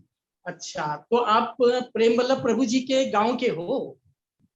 आप शायद प्रभु जी लोग जानते होंगे कि मथुरा मठ में एक प्रेम वल्लभ प्रभु जी होते थे। हाँ हाँ हाँ, कैसे जानते हैं। जानते हैं ना? तो हाँ। गुरु महाराज जी तुरंत बोले, हम्म। बोला आप प्रेम वल्लभ प्रभु जी के गांव के हैं? तो मैंने बोला प्रभु जी उनका गांव और हमारा गांव तो बहुत दूर है, और लेकिन हमारे उत्तराखंड के ही हैं वो, और आज ही मेरा उनसे परिचय हुआ, पहले तो मैं उनको जानता भी नहीं था। अच्छा, तो ऐसा मैंने उनको बोला। तो उसके बाद बोला, फिर थोड़ी देर रुकने के बाद गुरु महाराज जी मुझे बोले यहाँ किस लिए आए हो? इतना ही बोले। जब उन्होंने बोला यहाँ किस लिए आए हो, तो मैं तो कुछ बोल ही नहीं पाया। मैंने बोला महाराज जी मैं, हमारे बड़े भाई यहाँ आ रहे थे और मैं कभी ब्रज में आया नहीं था, और बड़े भाई के साथ मैं भी आया था। और फिर थोड़ी देर रुकने के बाद महाराज जी बोले बोले कृष्ण को जानते हो? मैं फिर कुछ बोल ही नहीं पाया। फिर मेरे दिमाग में थोड़ा सा आया, मैंने बोला महाराज जी थोड़ा थोड़ा जानता हूँ। बोला थोड़ा थोड़ा कैसे जानते हो? मैंने बोला महाराज जी मैंने किताबों में जब हम लोग पढ़ते थे, किताबों में हमने पढ़ा था कि जब कंस अपनी बहन को रथ में बिठाकर ले जा रहे थे, तो आकाशवाणी हुई कि हे कंस, जिस बहन को तुम इतने प्रेम से ससुराल विदा करने ले जा रहे हो, इसकी 8वीं संतान के द्वारा तुम मारे जाओ। तो बोला बस इतना ही? बोला महाराज जी मुझे तो इतना ही मालूम है, मुझे और इसके बारे में और कुछ नहीं मालूम। फिर थोड़ी देर में महाराज जी बोले तुम खाना वगैरह क्या क्या खाते हो? क्या खाना खाते हो? आपके घर में क्या क्या बनाते हो? आप क्या खाते हो? मैंने बोला महाराज जी वही दाल चावल रोटी सब्जी। और फिर मैंने अपने आप ही बोल दिया, मैंने बोला महाराज जी पहले मैं सब कुछ खाता था, और लेकिन अब मैंने सब कुछ छोड़ दिया है। बोला सब कुछ छोड़ दिया मतलब कुछ खाते ही नहीं हो? मैंने बोला नहीं खाते तो हैं, लेकिन यह है कि अब हमने ये लहसुन प्याज वगैरह ये सब छोड़ दिया है। बोला सब कुछ छोड़ दिया है? मैंने बोला महाराज जी हमने ये सब चीज जो है, चाय कॉफी वगैरह सब, लहसुन प्याज हमने सब छोड़ दिया। फिर थोड़ी देर के बाद महाराज जी, हम 2 ही लोग वहां पर बैठे थे, तो थोड़ी देर के लिए बीच बीच में माधव महाराज, मुझे बाद माधव महाराज जी आ रहे थे। तो बोला सुनो, ऐसा है जो कृष्ण की पूजा करते हैं ना, कृष्ण की पूजा करोगे तो सबकी पूजा हो जाएगी। बहुत प्रेम से महाराज जी ने मेरे से कहा, बोला कृष्ण की पूजा करोगे ना तो सबकी पूजा हो जाएगी। जब महाराज जी ने ऐसा बोला तो मेरा दिमाग सीधे अपने घर हल्द्वानी आ गया, क्योंकि मेरे मंदिर में तो सभी कुछ थे, देवी शिव जी, हमारे इष्ट देव, हमारे पिताजी की फोटो, पूर्वज लोगों के फोटो। तो मैंने बोला हाँ जी हाँ। तो मेरा दिमाग बिल्कुल सीधे हल्द्वानी आया। मैंने कहा हमने तो मंदिर में सभी कुछ रखे हैं। बोला जो कृष्ण की यदि पूजा करोगे तो सभी देवी देवताओं की पूजा जो है वो हो जाती है। ऐसा महाराज जी ने बुला लिया। उसके बाद मैं, गुरु महाराज जी वहां ऊपर बैठे हुए थे, और बोला और नजदीक आओ। मैं गुरु महाराज जी के थोड़ा सा और नजदीक, और जो हमारे साथ में एक प्रभु जी और थे, वो भी मुझे लग रहा है कि मेरे जैसे नहीं थे, वो भी थोड़ा पीछे पीछे हो गए। बोलो ऐसा है, मैं जो जो बोलूं तुम वो बोलते जाना। उन्होंने महाराज जी ने सबसे पहले गायत्री मंत्र बोला। बोला जैसे मैं बोल रहा हूँ ऐसे ही आप बोल लो। मैंने गायत्री मंत्र बोला तो उसके बाद मैं बोलता गया। उसके बाद तो जो आगे के मंत्र थे वो मुझे कुछ समझ नहीं आया, जैसे महाराज जी बोलते गए मैं बोलता गया।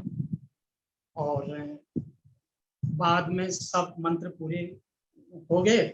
उसके बाद मेरे को एक कंठी माला दी, थैली दी, थैली में हरिनाम की माला डाली, और बोले कि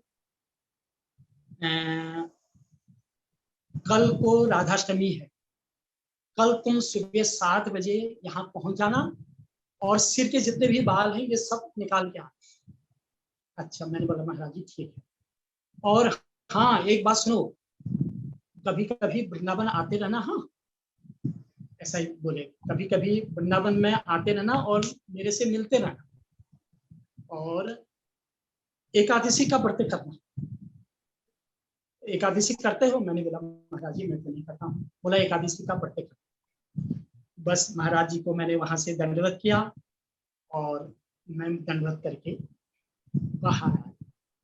बाहर हमारे पूज्य पाद परमेश्वरी प्रभु जी, बहुत सारे लोग थे और उनको तो मैं जानता नहीं था, और हमारे बंसी प्रभु बाहर बैठे हुए थे। बोला बहुत देर लग गई। मैंने बोला हाँ, बहुत सारे भक्त लोग थे। और मैंने बोला तुम्हारा हरिनाम हो गया? मैंने बोला हाँ हो गया, हरिनाम हो गया। बोला सब ठीक ठाक हरिनाम हो गया ना? मैंने बोला हाँ हरिनाम हो गया। अब मुझे नहीं मालूम था कि हरिनाम में क्या होता है प्रभु जी, मुझे तो किसी ने बताया नहीं कि हरिनाम में क्या होता है। मैंने बोला हो गया। बोला ये तुम्हारे, मेरे बंसी प्रभु बोले ये हाथ में कागज क्या है ये? मैंने बोला महाराज जी ने कागज दिया और इसमें कुछ मंत्र लिखे हैं। हाँ, महाराज जी ने मुझे एक चीज और बोली, मैं बताना भूल गया, कि जो ये कागज में मंत्र लिखे हैं और जो मैंने तुमको बोला है, इसको कल याद करके आना और कल मैं इसको पूछूंगा। इतना महाराज जी ने मेरे को बोला कि कल इनको मैं तुमसे मंत्र सारे जो इस पे लिखे हैं इनको पूछूंगा। मैंने बोला ये कागज दिया है महाराज जी ने, और जो है बोले महाराज जी बोले थे कि इन मंत्रों को पूरा कल याद करके आना। मैंने कहा मेरे से याद हो पाएंगे ये?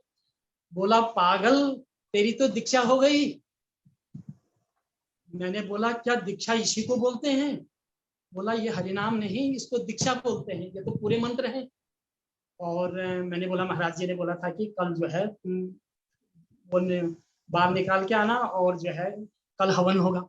बोला हवन दीक्षा में ही होता है, ये तुम्हारी दीक्षा होगी। मैंने कहा प्रभु जी आपने तो बताया नहीं कि दीक्षा ऐसी होती है, मुझे क्या मालूम। और मेरी वहां पे दीक्षा हो।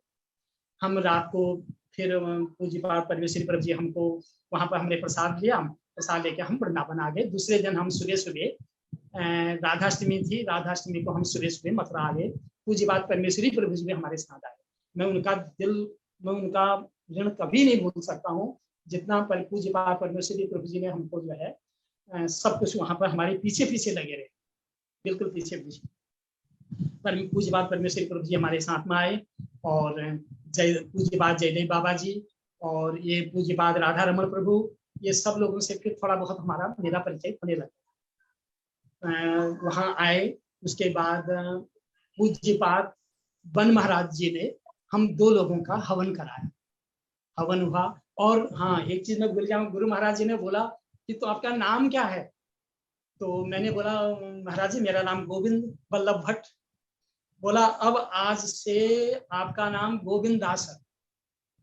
ऐसा गुरु महाराज जी ने अंदर बोल दिया था, मैं बताना भूल गया था। तो फिर पूज्य पाद वन महाराज जी ने हवन कराया, और हवन वगैरह करा के फिर हमारी जो है भिक्षा वगैरह मांगी। उसके बाद प्रसाद हुआ, प्रसाद वगैरह करके हम लोग श्री धाम वृंदावन में रूप सनातन गौड़िया मठ में आ गए। दूसरे दिन का हमारा ट्रेन का रिजर्वेशन। उसके बाद हम लोग हल्द्वानी आ गए। हल्द्वानी आए, ड्यूटी पर मैं गया, लेकिन सब लोग मुझे देखे रह गए। मूछें गायब, सिर के बाल निकले हुए, बड़ा सा तिलक।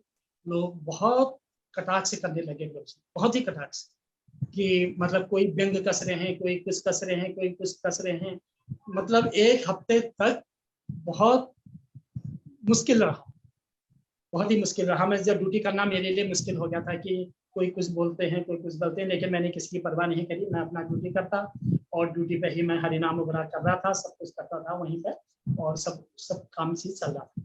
इतने में प्रभु जी क्या हुआ, अब मैं हरिनाम वगैरह करने लग गया। ड्यूटी पे ही ज्यादा करता था, क्योंकि घर में टाइम कम मिल पाता था। इतने में एक दिन क्या हुआ प्रभु जी, हमारे जो पुराने इंजीनियर वगैरह जो थे, जिन्होंने मेरे को रखा था, उनका तो रेपुटेशन पर आए थे, वो चले गए। एक कलकत्ता से नए इंजीनियर आ गए, कोई चौधरी जी करके। पहले तो मैं अकेला ही काम करता था, मेरे को रख दिया वो चौधरी जी के अंडर में डाल दिया। बोला अब आप इनके साथ काम करो। मैंने बोला ठीक है।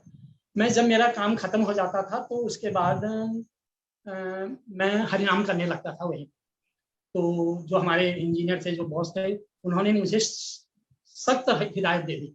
बोला मिस्टर भट्ट, आज के बाद तुम ड्यूटी पर हरिनाम नहीं करोगे, और हरिनाम तुम घर में करना, यहाँ ड्यूटी करना, काम नहीं भी है तो तुम्हारे पास तुम बैठे रहना, लेकिन आज के बाद मैं ये माला तुम्हारे हाथ पर देखूंगा तो मैं तुम्हें वार्निंग लेटर दे।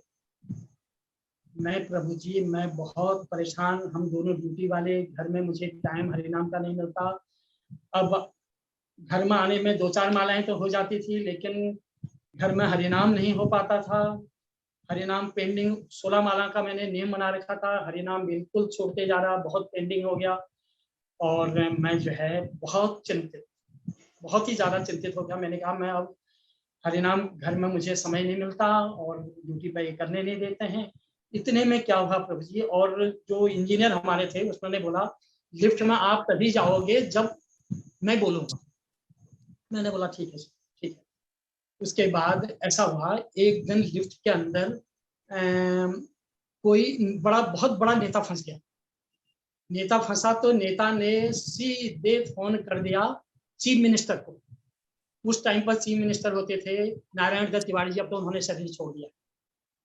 तो सीधे चीफ मिनिस्टर को फोन कर दिया कि मैं 10 मिनट से लिफ्ट के अंदर फंसा हूं और मुझे कोई निकालने वाला इस मेडिकल कॉलेज में नहीं है, इसलिए यहाँ के जो अफसर लोग हैं इनको सस्पेंड किया जाए। जब वो बाद में जब लिफ्ट में फंस गया, हम लोग जब दौड़े दौड़े गए तो उनको बाहर निकाला तो पसीना पसीना हो गया। उसके बाद वो सीधे डायरेक्टर के पास गया, बोला इनको सबको सस्पेंड करो जिनकी ड्यूटी है। मेरे को बुलाया, मैंने बोला मेरे को तो ये जो इंजीनियर साहब हैं वो आने ही नहीं देते हैं, मैं क्या करूं। फिर मेरे को वहाँ के जो डायरेक्टर थे उन्होंने बोला कि अब आज खाली लिफ्ट का काम करोगे, सेपरेट ऑफिस मिलेगा, और 8 हेल्पर लोग जो है मुझे 8 आदमी दे दिए कि आप इनसे काम चलाइए। पहले मैं अकेला ही था, अब 8 आदमी दे दिए। तो मैंने गुरु महाराज जी का प्रभु जी लाख लाख लाख शुक्र किया कि अब मुझे अलग ऑफिस भी मिल गया, 8 आदमी भी मिल गए। अब मेरा हरिनाम वगैरह बहुत अच्छी तरह जो है, बहुत अच्छी तरह होने लगा, बहुत अच्छी तरह। अब कोई बंदिश नहीं, अब मेरे पास सारा वही काम था। वृंदावन हम लोग आते जाते रहते थे। अब तो मेरी जरा जान पहचान हो गई थी, अब मैं अकेला भी आ जाने वाला था। और एक बार हम नवद्वीप परिक्रमा में भी गए, उस बार पहली बार गए थे बंसी प्रभु भी, मैं भी। उनका उस दिन 10,000 रुपया जेब से निकल भी गया वृंदावन में। तो और पैसा हमारे पास था, लेकिन हम लोगों को ज्यादा दिक्कत नहीं हुई। नवद्वीप धाम आते थे, वृंदावन धाम आते रहते थे। और उसके बाद जो है ये सिलसिला जो है हमारा चलता रहा गुरु महाराज जी की कृपा से। और एक बार क्या है प्रभु जी, हम लोग बंसी प्रभु जी तो नहीं आए थे, मैं माता जी को लेके जन्माष्टमी पर केशव जी गौड़िया मठ में गया। केशव जी गौड़िया मठ में गया तो बहुत ज्यादा भीड़ जन्माष्टमी पे।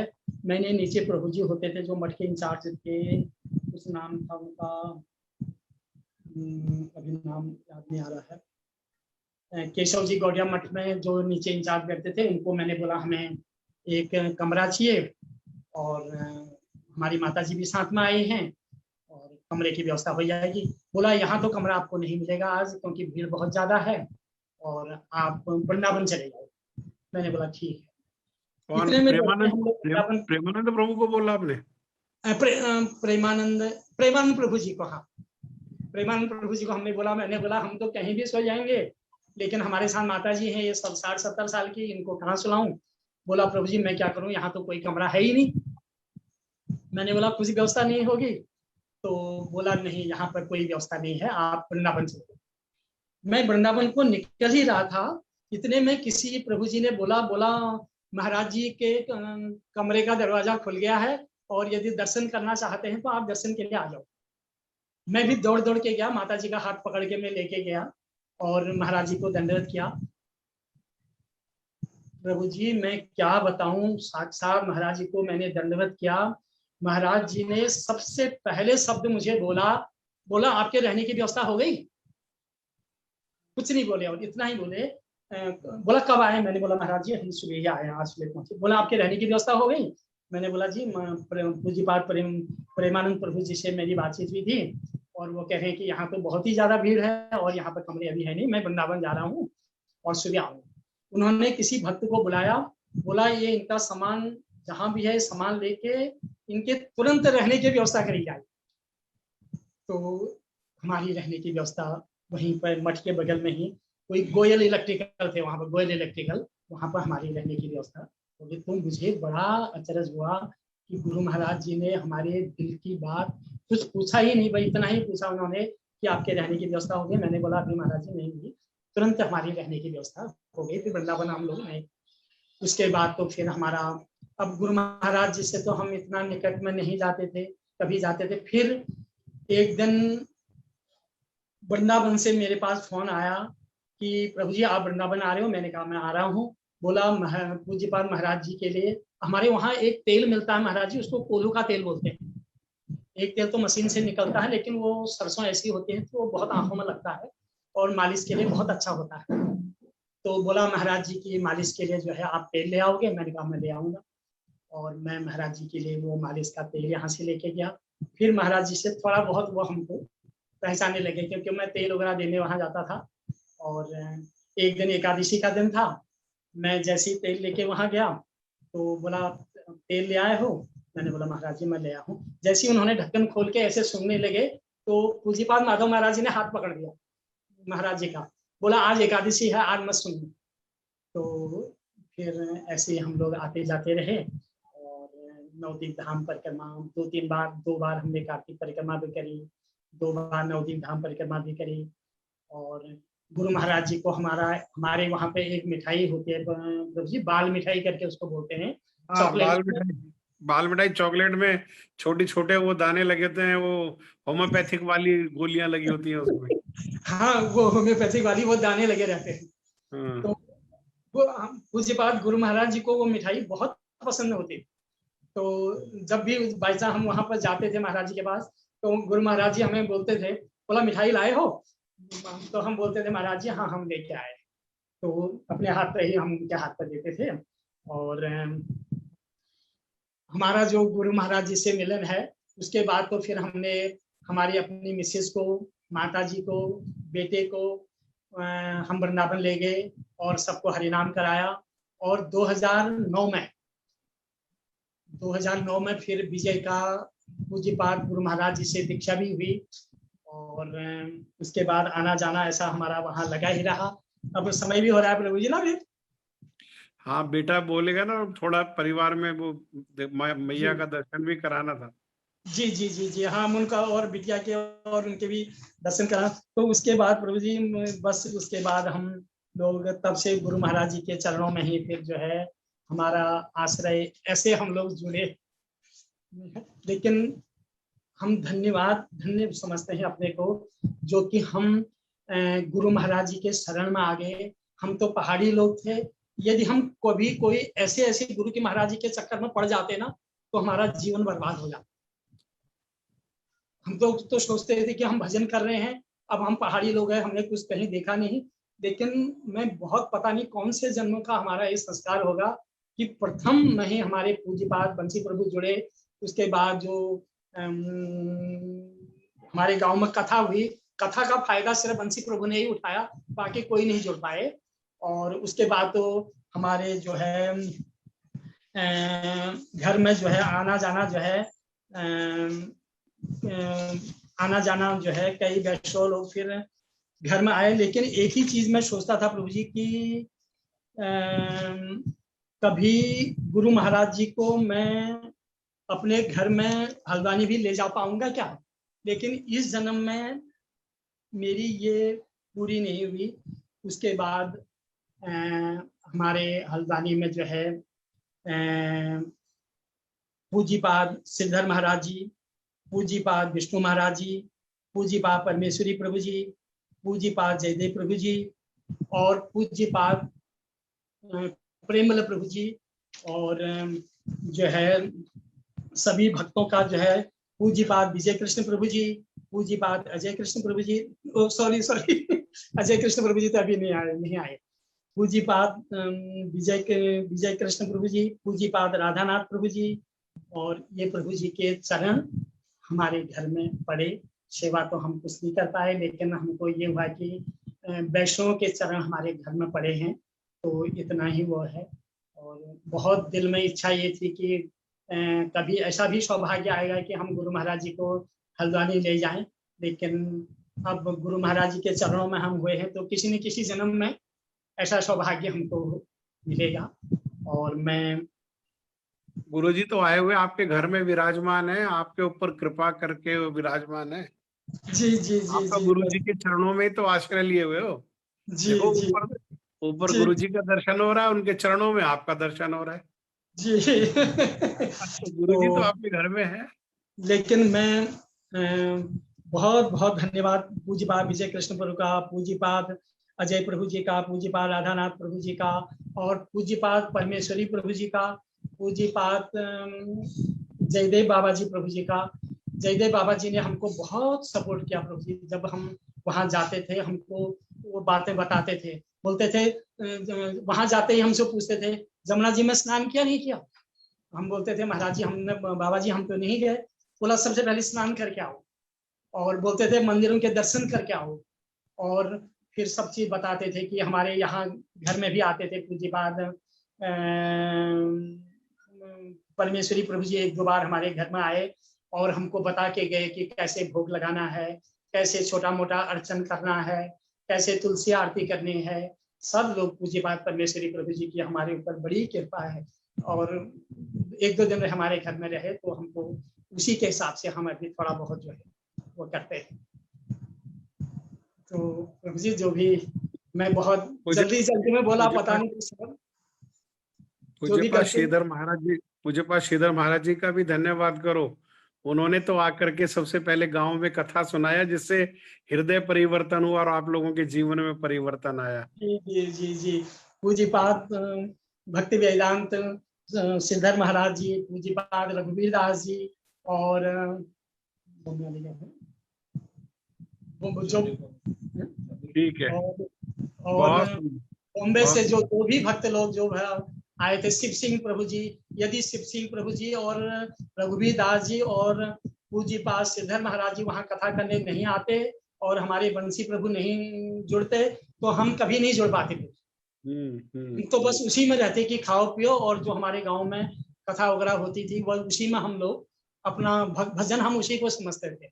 बहुत लेकिन सुंदर। ये हमारे लिए गुरु महाराज जी के चरणों में एक जो रास्ता हमारे लिए बना, ये हमारे लिए बड़ी सौभाग्य की इस जन्म में जो हमारा इतना रास्ता बन गया, तो अब अगले जन्म में गुरु महाराज जी जैसे हमारा संपर्क हुआ है तो आगे अब थोड़ा सा जो भी होगा सोचते हैं कि अच्छा ही होगा।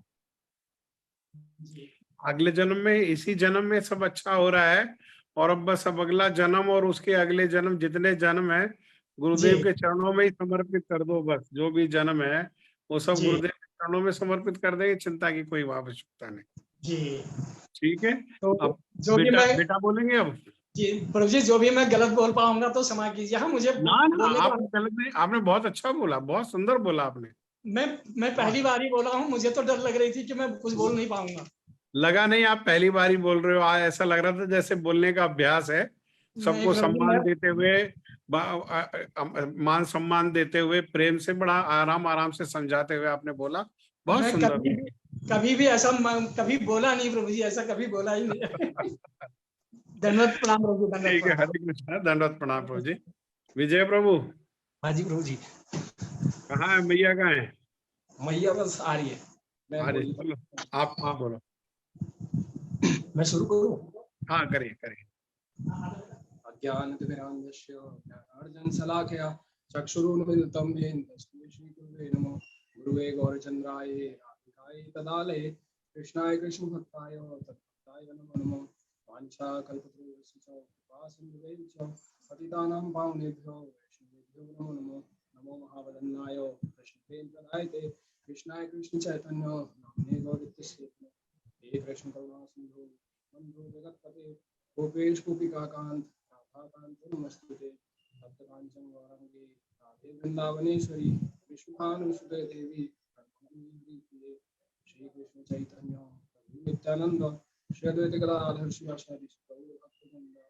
हरे कृष्णा कृष्णा कृष्णा हरे हरे, हरे राम राम राम राम हरे। सबसे पहले मैं अपने गुरुपाद पद्म नित्य लीला विष्णु विष्णुपाद अष्टोत्तर श्री श्रीमद् भक्तिवेदांत नारायण गोसाई महाराज के चरण कमलों में कोटि कोटि दंड प्रणाम करता हूँ और उनसे हेतु की कृपा की प्रार्थना करता हूँ। तत्पश्चात राधानाथ प्रभु जी, हाईलाइट प्रभु जी और समस्त वैष्णव और वैष्णवी जो जूम मीटिंग के द्वारा इस मधुर स्मृतियों को सुन रहे हैं, उनको मेरा यथायोग्य दंडवत प्रणाम स्वीकार। जैसा कि पिताजी बता ही चुके हैं बहुत सी चीजें कि कैसे हम गुरुदेव से जुड़े, प्रेम वल्लभ प्रभु जी के द्वारा, पूज्यपाद प्रेम वल्लभ प्रभु जी के द्वारा, पूज्यपाद परमेश्वर प्रभु के द्वारा, जयदेव बाबा जी के द्वारा, उसी द्वारा कि हम मठ में आए और गुरुदेव से पहला मिलन हुआ। मेरा जो गुरुदेव से पहला मिलन हुआ वो 2003 में हुआ मथुरा मठ में, और उस टाइम मैं तीसरी कक्षा में पढ़ता था। और ऐसा कोई मतलब गुरुदेव से संग तो प्राप्त नहीं हुआ, ना ही उनके साक्षात उनके मुखारविंद से उनकी कभी इतनी ज्यादा कोई कथा सुनी, ना ही उनकी कोई सेवा का मौका मिला। लेकिन जो भी चीजें गुरुदेव से मिली, हरे राम और दीक्षा, जो भी शिक्षाएं मिली वो अनायास ही मिल गई, मतलब मिलती रह गई।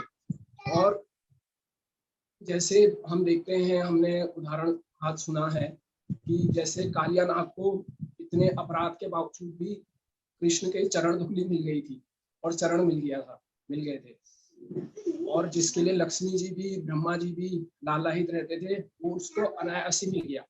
उसी प्रकार से मुझको भी गुरुदेव से हरे नाम और गुरुदेव से दीक्षा अनायासी मिल गई। कोई उसके लिए मुझको ऐसा प्रयत्न नहीं करना पड़ा, ना ही मैंने उनका संग किया, ना ही मैंने कुछ ऐसी उनके साक्षात रूप से उनके मुखारविंद से उनकी कोई कथा सुनी, ना ही सेवा की, कुछ भी नहीं किया। और इतने अपराध होने के बावजूद भी गुरुदेव ने शरण ग्रहण मुझे दे दी अपने शरण। 2003 में सबसे पहले मेरा हरिनाम हुआ, 2004 में मैं गुरुदेव से सबसे पहले मिला था, और 2004 में गुरुदेव से मेरा हरिनाम हुआ प्रेम वल्लभ प्रभु जी के द्वारा गोवर्धन मठ में। वहीं पर मेरी सिस्टर का भी हरिनाम हुआ और मेरा भी हरिनाम हुआ। और वहीं पर गुरुदेव ने जो माला दी थी हरिनाम वाली, वही माला अभी भी है, उसी से अभी जाप चलता है गुरुदेव की। वही माला से पतली सी माला दिया करते थे गुरुदेव उस टाइम, और उसी से अभी हरिनाम उसी से होता है। उसके बाद तीसरी कक्षा से लेकर कुछ सालों तक ऐसा हुआ कि मेरी तबीयत बहुत खराब होने लग गई थी, और तबीयत ऐसी खराब हुई कि किडनी संबंधित बीमारी हो गई थी, जिसमें मेरे घर में माता पिता सब लोग बड़े ही परेशान रहते थे। और परेशान रहने के बावजूद मतलब ऐसा नहीं था कि उसका कोई निवारण मिल पा रहा था, उसका कोई निवारण मिल पा रहा था। और बहुत जगह दिखाया, बहुत से हॉस्पिटलों में दिखाया, लेकिन फिर भी कुछ नहीं हुआ। बहुत दवाइयाँ खिलाई, बहुत सी नौबत आ गई थी, इवन डायलिसिस की भी नौबत आ गई थी। लेकिन फिर पिताजी ने सभी वैष्णवों से विचार विमर्श किया, पूज्यपाद परमेश्वर प्रभु से, पूज्यपाद प्रेम वल्लभ प्रभु से और जयदेव बाबा जी से। तो उन्होंने कहा कि गुरुदेव से आप उनको दीक्षा दिलवा दो, और अब तो सब कर ही लिया है तो दीक्षा दिलवा दो। और गुरुदेव अपनी अस्वस्थ लीला कर रहे हैं गोवर्धन मठ में, वहां पर दीक्षा दिलवा दो। तो वहां पर 2009 में मेरी दीक्षा हुई। 29 अक्टूबर 2009 को गोवर्धन मठ में मेरी दीक्षा हुई। अब दीक्षा के टाइम क्या होता था कि आपको बाल निकलवाने होते हैं सर के, और आपको शिखा रखवानी होती है। लेकिन मेरे पिताजी से यही था कि मुझको ये बाल नहीं निकलवाने और ना ही शिखा रखनी है। लेकिन फिर भी और तो रखना ही था, आपको तो रखना ही होता है। तो पिताजी ने मेरे बाल भी निकलवा दिए और शिखा भी रखवा दी। तो वहां पर हम गुरुदेव के कक्ष के बाहर खड़े थे, और वहीं पर एक माताजी अपने बेटे के साथ भी खड़ी थी। वो शायद ब्रिटेन से थी या हॉलैंड से थी वो माताजी। तो वो माताजी जो अपने बेटे के साथ खड़ी थी, उसकी भी दीक्षा होनी थी, और उसके ना ही बाल निकले थे और ना ही उसकी शिखा थी। तो मैं पापा से बोल भी रहा था कि आपने देखा इसने तो ना ही बाल निकलवा रखे हैं, ना ही इसने शिखा रखी है। तो पिताजी ने उनसे पूछा माताजी से कि इसके क्यों नहीं निकलवाए आपने। तो वो कहने लगी माताजी की, क्या कहते हैं, हम जहाँ रहते हैं पाश्चात्य जगत में, वेस्टर्न कंट्री में, वहाँ ये सब चीज बैन है और टीज करते हैं, सब लोग चिढ़ाते हैं, तो इसलिए हमने नहीं रखा। तो फिर इसके बाद तुरंत गुरुदेव अपने कक्ष में बुलाने लगे हमको गुरुदेव ने बुला लिया अंदर। और जो भी दीक्षा वाले थे उनको अंदर बुला लिया। वहां पर गुरुदेव डायरेक्ट तो मंत्र दे नहीं रहे थे, धीर कृष्ण प्रभु वहां पर थे, धीर कृष्ण प्रभु के द्वारा मंत्र दिए जा रहे थे। तो गुरुदेव ने धीर कृष्ण प्रभु के कान में कुछ बोला और धीर कृष्ण प्रभु बोलते हैं। तो वहां पर आयु तो मेरी 2009 में मैं 9th क्लास में था, आयु भी ठीक ठाक थी, थोड़ा समझने लायक था। तो धीर कृष्ण प्रभु ने बोला कि गुरुदेव बोल रहे हैं कि जो शिखा है ये शिखा गौड़ी वैष्णव के लिए बहुत जरूरी है। बस इतना ही बोला गुरुदेव ने और धीर कृष्ण प्रभु ने मैसेज पास कर दिया। तो वहां पर गुरुदेव ने हृदय स्पर्श करा थोड़ा कि कैसे गुरुदेव कोई भी उनकी शरण में आता है, जैसे कोई भी उनसे किसी चीज से जुड़ा हुआ है, भले ही वो सेवा से, भले ही वो उनकी कथा के द्वारा हो या किसी भी चीज से, उनका संघ के द्वारा हो या उनका पहली बार दर्शन किया हो, तो वो उनके अंदर के विचारों को जान जाते हैं और अगर विचार खंडन लायक हो तो खंडन भी कर देते हैं वहीं पर। तो वहीं पर वो थोड़ा हृदय स्पर्शी हुआ और उसके बाद ही जब धीरे धीरे मैं क्या कहते हैं मठ में आने लगा तो बात का पता चला कि गुरुदेव तो अगर आप गुरुदेव की एक बार शरण ग्रहण कर लो तो आपके सारे विचारों को जान जाते हैं। तो यही एक मेरी मधुर स्मृति रही थी गुरुदेव के साथ। ऐसा तो मेरा कोई भी गुरुदेव के साथ संग प्राप्त हुआ नहीं, सब मैंने आपको बताया कि सब अनायास ही सब होता चला गया, हरे नाम से लेकर दीक्षा से लेकर सब कुछ। और यही एक मधुर स्मृति थी जो गुरुदेव मैंने छुई, जो गुरुदेव की ये चीज बहुत वो हृदय स्पर्शी थी। बस इतना ही कह के प्रभु जी मैं अपनी वाणी को विश्राम दूंगा, कोई भी त्रुटि हुई हो। बहुत सुंदर, बहुत सुंदर, भक्तों से कोई त्रुटि नहीं, आप तो बहुत सुंदर बोले, बहुत सुंदर बोले। मैं माता जी को बुला लेता हूँ। हाँ, दादी, दादी कहाँ है? दादी भी है, दादी को बुलाता हूँ। कोई बात नहीं, परेशान नहीं करो, एक बार दिखा दो दादी को, मैया को। हाँ हाँ, दादी भी अभी 90 ईयर्स की हो गई हैं। हाँ, उनको परेशान नहीं करो, चलने फिरने में परेशानी होगी। वहीं से अगर पॉसिबल है, संभव है तो दिखा दो। हाँ हाँ, मैं बुलाता हूँ बगल के।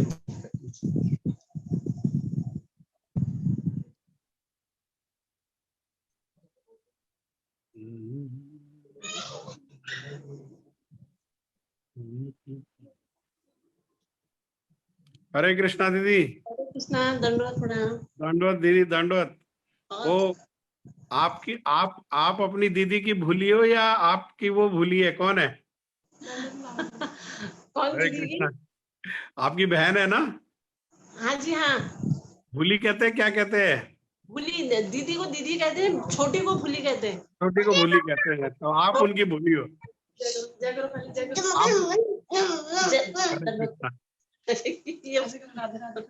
और ठीक है, परिवार सब ठीक है? राधे राधे राधे। और बिटिया ठीक है? बिटिया भी सुखी है अपने परिवार में? हाँ जी प्रभु जी, हाँ जी। और दादी कहाँ है बच्चों की? आ रही। हाँ, दादी भी आ रही प्रभु जी, आ रही, ला रहा हूँ। हाँ, कोई बात नहीं, उनको परेशान किया वैसे ही। जय हरे कृष्णा मैया, दंडवत प्रणाम। हरे कृष्णा, दंडवत। हमारी 90 साल की हैं। हाँ, वो कह रही है, कुछ कह रही है, लेकिन हरि नाम हाथ पर ही रहता है हमेशा। बहुत सुंदर, बहुत सुंदर। पूरा परिवार जो है वो एक आदर्श परिवार है और सब जीवन सार्थक है। गुरुदेव के संग में, गुरुदेव के आश्रय में पूरा परिवार जो है उसका पालन हो रहा है, रक्षा हो रही है और भक्ति हो रही है। विपरीत समय में भी जो भक्ति हो रही है, बहुत सुंदर, बहुत सुंदर। और आपने जो प्रारंभ में कहा ना कोरोना की बात जी, ये कोरोना जो है ये जगत के लिए तो कोरोना है जी, लेकिन गुरुदेव के जो आश्रित जन हैं, भक्त हैं, उनके लिए तो ये कोरोना गुरुदेव की करुणा लेकर के आया। क्योंकि हम जब गुरुदेव के सेंटेनियल शताब्दी वर्ष के लिए योजना बना रहे थे और मीटिंग्स कर रहे थे, तो उस समय यही हो रहा था कि भाई एक कार्यक्रम मथुरा में रखेंगे, एक वृंदावन में, एक गोवर्धन में, एक नवदीप में, एक जगन्नाथपुरी धाम में, एक दिल्ली में, और बाकी लोग जो है वो अपने अपने जगह में सब लोग कार्यक्रम करेंगे। तो लेकिन अगर अब देखते हैं तो उस कार्यक्रम में लोगों को चल करके आना था। कितने लोग चल करके आ पाते, कितने लोग एकत्र हो पाते? एक जगह कोई आता, दूसरी जगह नहीं आ पाता, दूसरी जगह आता तो तीसरी जगह नहीं आ पाता। लेकिन गुरुदेव की करुणा ऐसी हुई कि अब ये जो ऑनलाइन है इसके माध्यम से सारी दुनिया, सारा जगत जुड़ गया और जी, तब तो कार्यक्रम होता है 10 दिन 15 दिन 1 महीना, लेकिन अब तो कार्यक्रम देखो पिछले 6 महीने से ज्यादा हो गया, लगातार हर रोज ये कार्यक्रम है और भक्त जी, लोग ये कार्यक्रम का जो है बहुत सुंदर रूप में आनंद उठा रहे हैं। और इसमें विशेष कृपा है हमारे विजय कृष्ण प्रभु जी की, जी, और बहुत मेहनत करते हैं हमारे अजय प्रभु जी, पायलट प्रभु जी। जी, और इनमें मल्लिका अर्जुन प्रभु हैं जिन्होंने शुरू में टेक्निकल इसको सपोर्ट किया, वो भी जी, उन्होंने बहुत मेहनत किया है। मैं तो बहुत बाद में और कभी कभी इसमें सेवा में मैं जुड़ पाता हूँ, वरना जी, ये भक्तों, हम इन भक्तों के, विशेषकर विजय कृष्ण प्रभु के, हमारे अजय पायलट प्रभु जी के, और हमारे मल्लिका अर्जुन, और बेंगलोर से एक दीदी ने भी सेवा किया, मेरे को उनका नाम स्मरण नहीं आ रहा, हमारे शशांक प्रभु, ये लोगों ने बहुत मेहनत की, हम इनके बहुत बहुत ऋणी हैं। हाँ नहीं, बहुत बहुत बढ़िया कार्यक्रम जी। हमें तो डेली यही इंतजार रहता है कि तो हम हर दिन एक नई नई भक्ति की जो हाँ, कैसे प्ले करके, बड़ा इंटरेस्टिंग वो है ये। और वही आप जैसे अनेकों भक्त जो है वो जी, इस कार्यक्रम के माध्यम से, नहीं तो फिर इसको फेसबुक के माध्यम से, और हमारे प्रभु जी जो है वो कृपा करके यूट्यूब पर भी इसको डालते हैं, उन सब के माध्यम से हम लोग सुनते हैं। जी, और मैं एक बात और कहना चाहता था, फिर समय हो रहा है, जी, कि आपने कहा कि आपके गांव में ऐसा हो गया, सब लोग कहने लगे कि वृंदावन चले गए, जी। वृंदावन से तो कोई वापिस ही नहीं आता है, मैया रोने लगी कि बेटा वृंदावन चला गया। अब वृंदावन से, यही माता जी जो रोने लग गई थी उस दिन। हाँ हाँ हाँ हाँ हाँ, और वृंदावन से वापिस कैसे आएगा।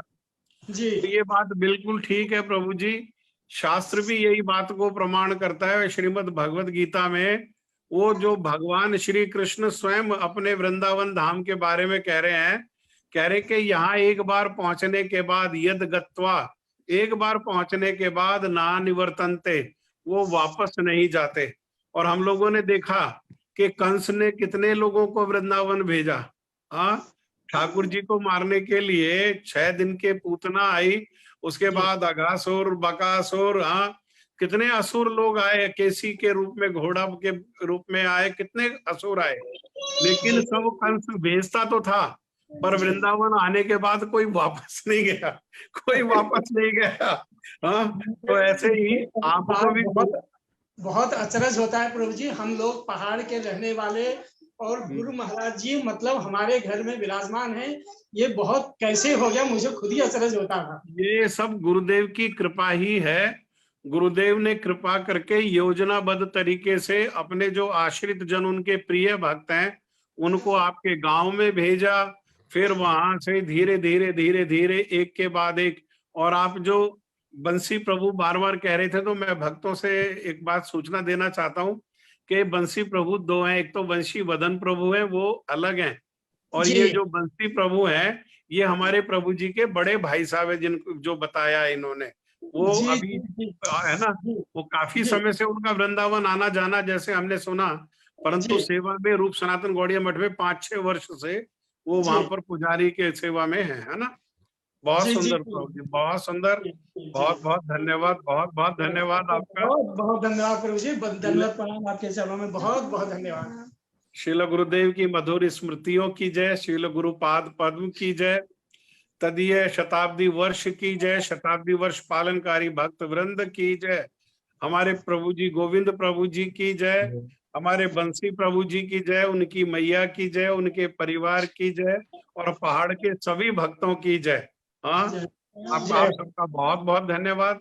सभी जो आपका भक्त भी लोग बहुत हैं बहुत हमारे धन्यवाद, साथ, बहुत बहुत धन्यवाद। ये लिंक के माध्यम से या फेसबुक के माध्यम से, उन सबका भी बहुत बहुत धन्यवाद। और कल फिर हम शाम को 8 बजे इसी जी, प्रकार से गुरुदेव की मधुर स्मृति कार्यक्रम में अन्य अन्य भक्तों के साथ ये कार्यक्रम का। आपकी कृपा से आज हमको सौभाग्य मिला, तो हम आपके ऋणी हैं। बहुत सुंदर। जय श्री गुरुदेव की जय।